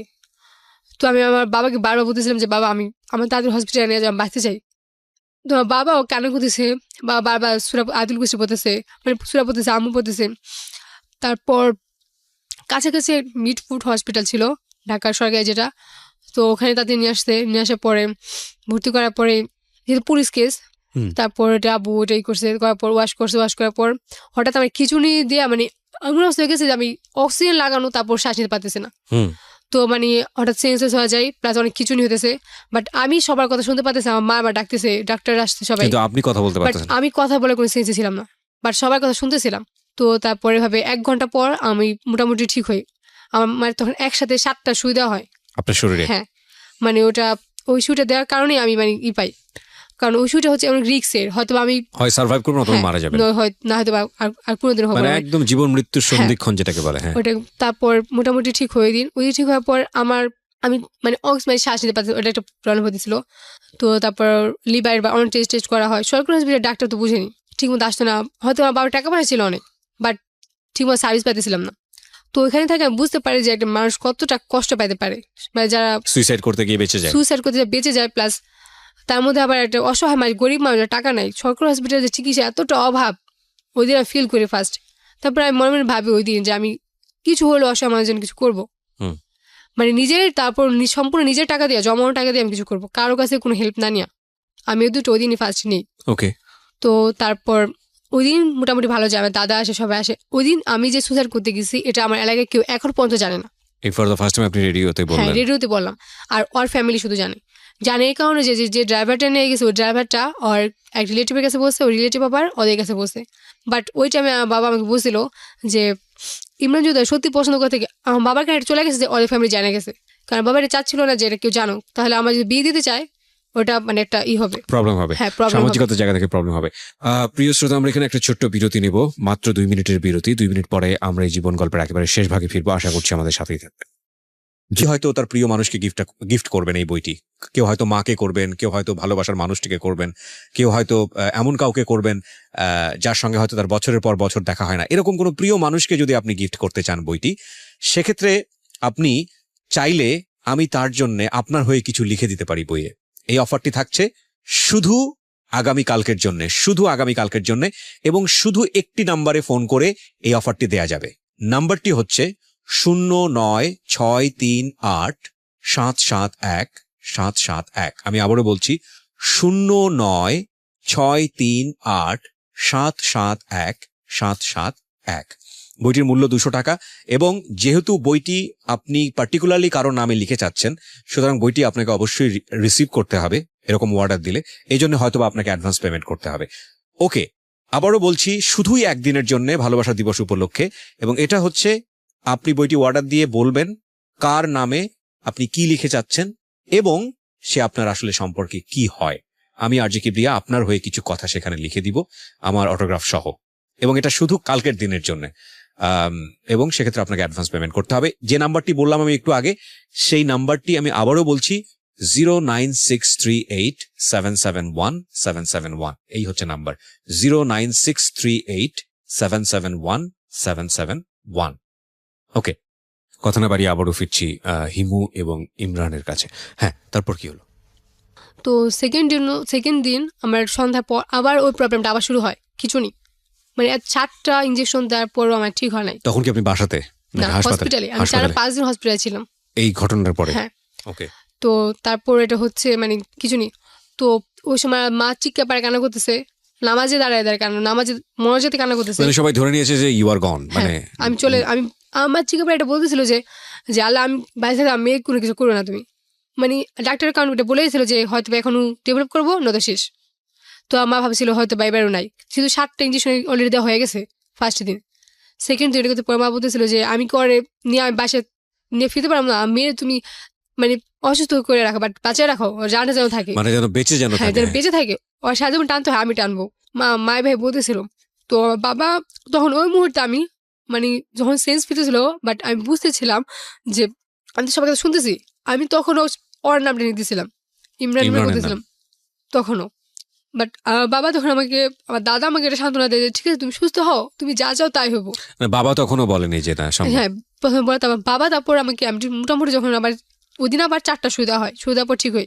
আচ্ছা, সেকেন্ড দিন ঠিক হওয়ার পর বাবা আমাকে বলতেছে ইমরান যেহেতু তোর ঘটনাটা জানে, মানে এখন তো জানছে যে তুই স্যার করতে, এখন যদি ইমরান ফোন করে তো আমি মাইনে নেবো। মানে ওই সময় বাবা আরেকটা চ্যালেঞ্জের কথা বলতেছে। হ্যাঁ, এটা বাবা সত্যি, বাবা আমাকে ছুঁয়ে প্রমিস করছে, যে এখন যদি ইমরান যদি একটাবার ফোন করে যদি বলে যে আঙ্কেল আমি হিমুকে চাই বা এই মুহূর্তে, তাহলে আমি মানে নিব। বাট এই মুহূর্তেও ও একটাবার আমার খোঁজ নেয় নাই, ওইটা শোনার পরেও একটাবার খোঁজ নেয় নাই। তো আমি প্রত্যেকটা দিন ওয়েট করতাম যে আমি 5টা দিন যে ছিলাম আমি সম্পূর্ণভাবে আমি ভাবছিলাম একটাবার হলো আমার খোঁজ নেই, বাট কেন খোঁজ নেই এটা আমি এখন পর্যন্ত জানি না। ইমরান, আজকে আপনি লাখ লাখ মানুষের সামনে আপনি, আমার মনে হয় যে you will be honest to confess, মানে কি ছিল আসলে, কেন খোঁজ নেননি ওই সময়টা? আপনি তো জানতেন যে আপনার মানে সবচেয়ে জীবনের সবচেয়ে প্রিয় মানুষটা ওই মুহূর্তে মৃত্যুশয্যায়, এবং তার বাবাও তাকে এত কিছুর পরে রাজি হয়ে গেছিল। আপনি কেন খোঁজ নেন ওই সময়টা? আসলে নিজে ভয় পাচ্ছিলেন যে কোনো কারণে যদি মারা যায়? হয়েছে কি আমি বলে, আমি ওরে যখন আমার বাসা চলে আসছিল তখন আমি ওর কাছ থেকে 3 দিন টাইম নিয়েছিলাম।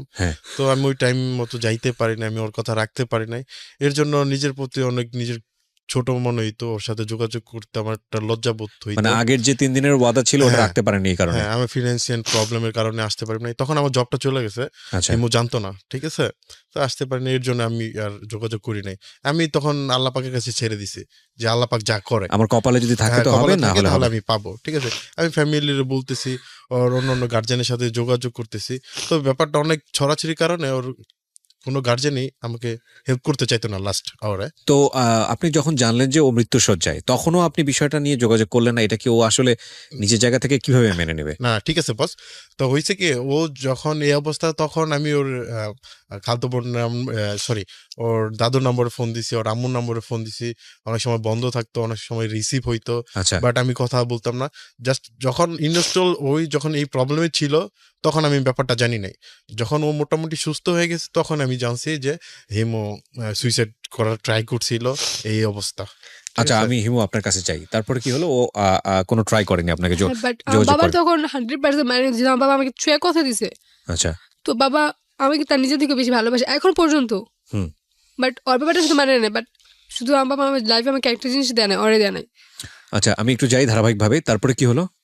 যে ফোন যদি দেয় তাহলে আমি মেনে নিবো যে তোকে সে লাভ But- করেছে বা এরকম কিছু একটা। বাট ও যদি তোরা চায় আমি দিব এখন এই মুহূর্তে। ওকে বাট 5 দিন চলে যায়, ও কোনো ফোন দেয় না। ফোন না দেওয়ার 5 দিন পর মোটামুটি সুস্থ হই, সুস্থ হওয়ার পর বাসা নিয়ে যায়। মানে আমার বাবা 5 দিনের মধ্যে মানে হসপিটাল ডক্টরদের কোনো মানে ওরকম ভাবে কোনো ছিল না, ট্রিটমেন্ট ভালো ছিল না সরকারি হসপিটাল যেহেতু। জি তো বাবা অ্যাপোলোতে, স্কোয়ারে, ল্যাবরেটরি অনেক ট্রাই করতেছিল আমাকে নেওয়ার জন্য। আচ্ছা আমার একটা আঙ্কেল ছিল সাংবাদিক, তো ওই আঙ্কেল অনেক ট্রাই করতেছে।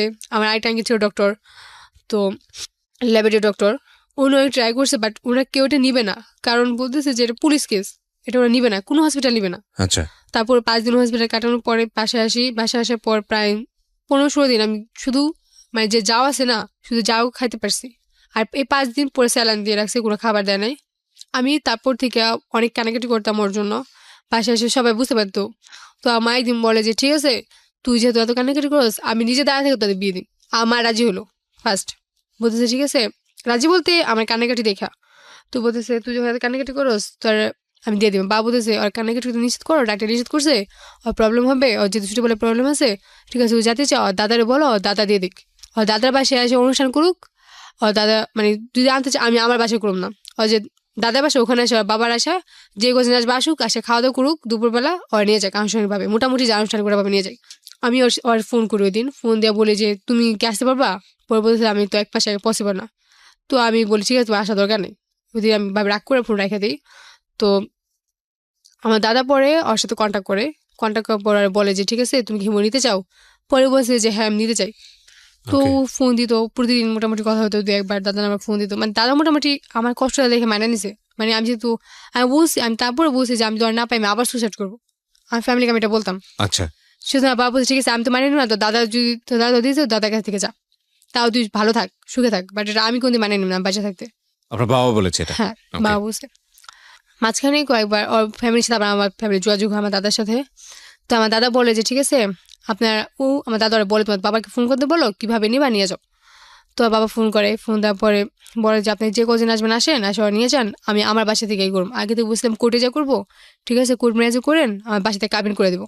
ওকে ওর বাবা বলছে ঠিক আছে আমি আপনি 3 দিন পর জানাই। তো ওর বাবা 3 দিন পর ফোন দিছে, ফোন দেওয়া বলতেছে যে ঠিক আছে যে কিন্তু ওর বাবার থাকতে হবো। আমরা ঠিক আছে আপনি বাসা থেকে নিবো, বাট ওর বাবা যেন থাকে, মানে হিমুর বাবা যেন থাকে। তো আমার বাবা তো কোনো মধ্যে থাকবে না এখানে। তো বলতেছে যে আমার বাবা বলছে থাকবে না। পর বাবা বলতেছে যে আমার দাদাই বলতেছে কারণ বাবা যদি না থাকে, বাবা যদি পর পুলিশ টুলিশ কেস করে। পরে আমার দাদা এটা বলতেছিল যে ওর বাবার বাবা আমি, এখানে পুলিশ কেস তো কোনো ঝামেলা নেই, গার্জেন তো আমি, আমার দাদা।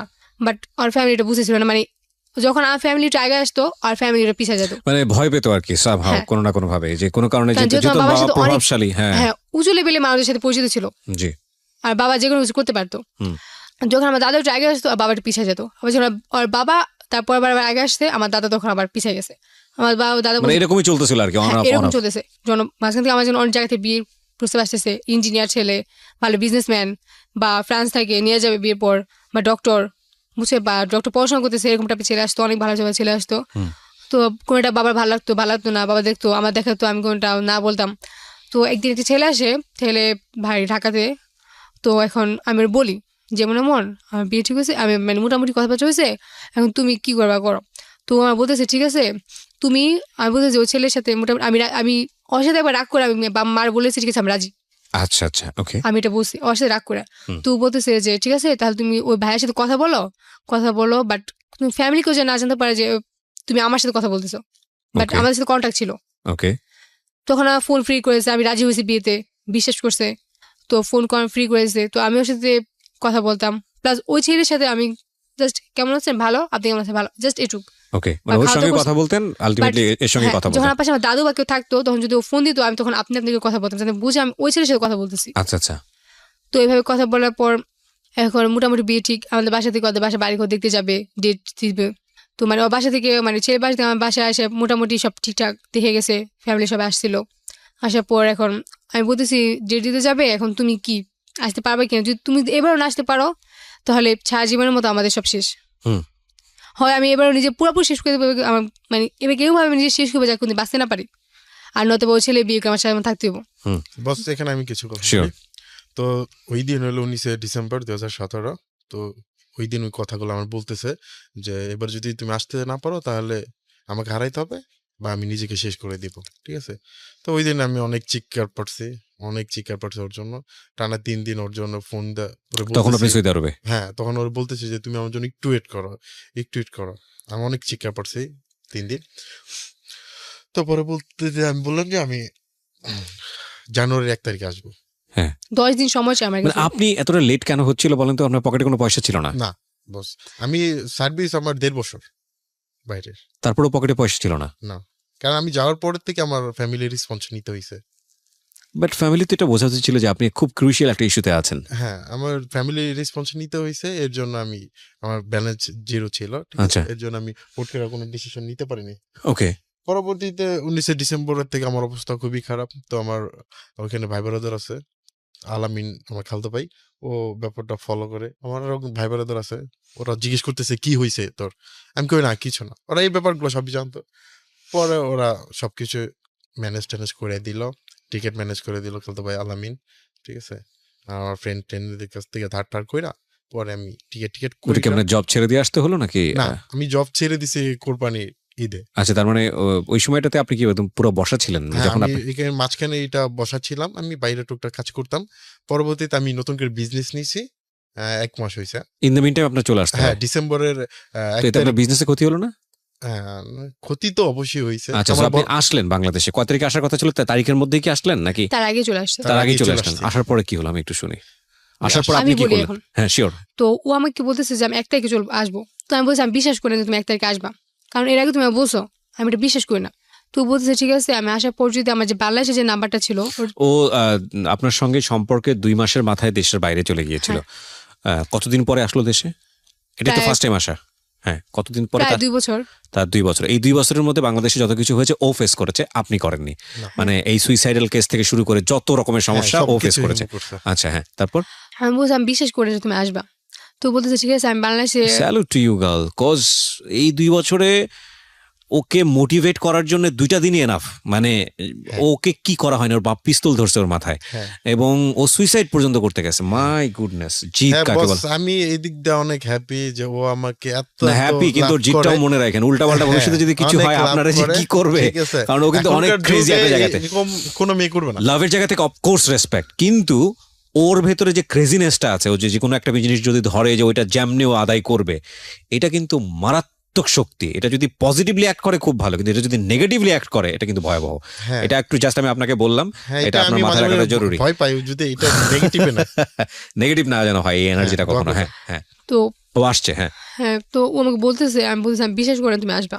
তো বলতেছে আমি যদি বাংলাদেশে আসি, আমার বাংলাদেশের নাম্বারে তোমাকে ফোন দিয়ে এয়ারপোর্টে নামবো, তাহলে বিশ্বাস করবা? পরে আমি বলছি যে হ্যাঁ বিশ্বাস করবো। তো ও আর সবকিছু কনফার্ম হয়ে গেছে, তারপর আমাকে জানাই না যে ও আসবে, সারপ্রাইজ দেওয়ার জন্য। হ্যাঁ, তো আমি ওকে রিকোয়েস্ট করতেছি, ও বলতেছে আজকে আমি অনেক হ্যাপি।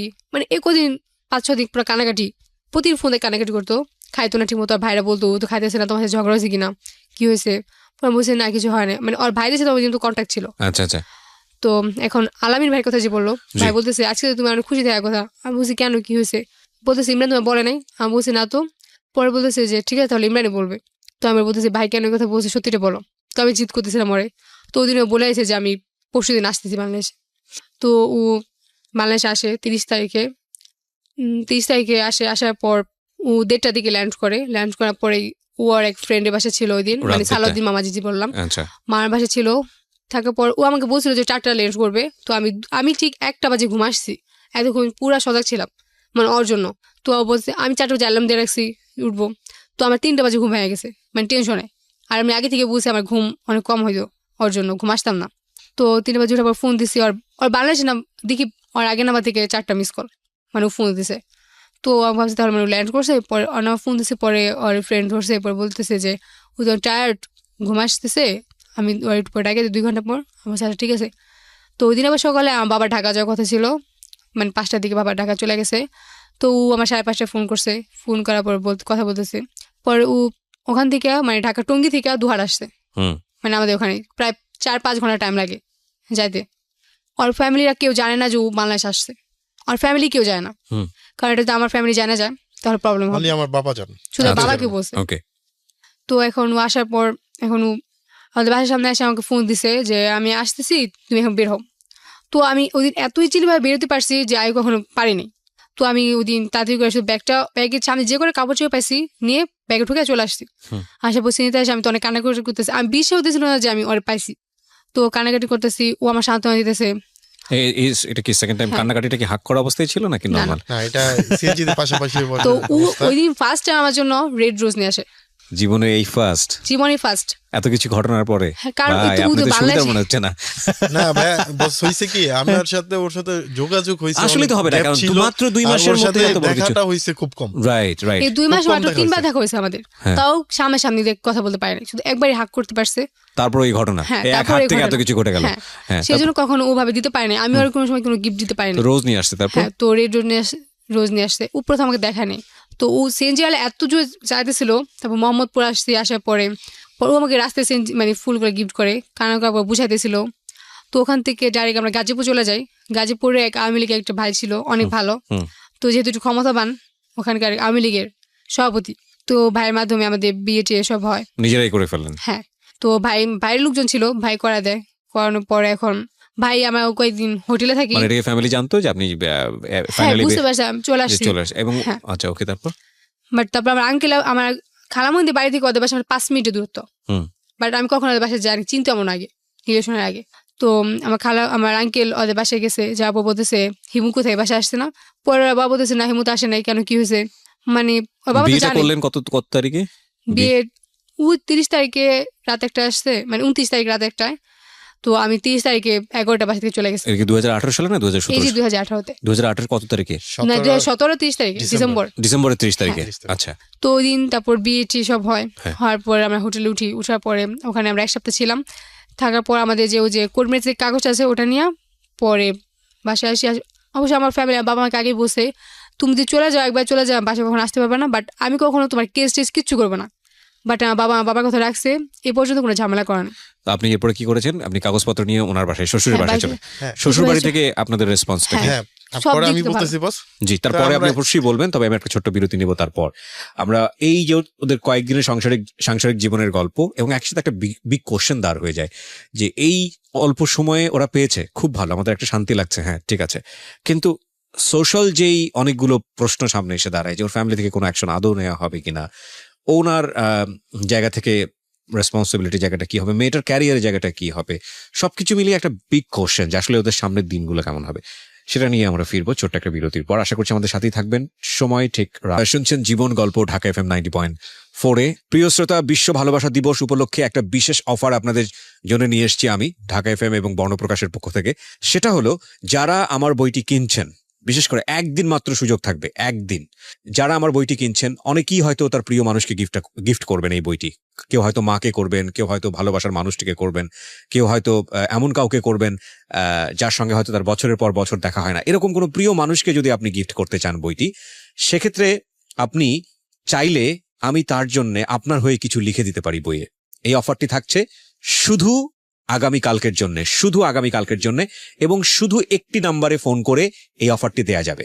নাম্বারটি হচ্ছে 0963871771। আমি আবারও বলছি 0963871771।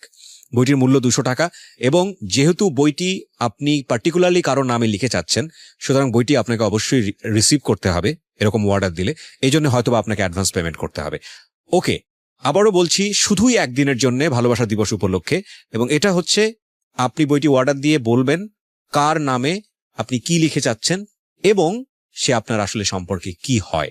আমি আরজে কিবরিয়া আপনার হয়ে কিছু কথা সেখানে লিখে দিব আমার অটোগ্রাফ সহ, এবং এটা শুধু কালকের দিনের জন্য, এবং সেক্ষেত্রে আপনাকে অ্যাডভান্স পেমেন্ট করতে হবে। যে নাম্বারটি বললাম আমি একটু আগে, সেই নাম্বারটি আমি আবারও বলছি, 09638771771। এই হচ্ছে নাম্বার, 09638771771।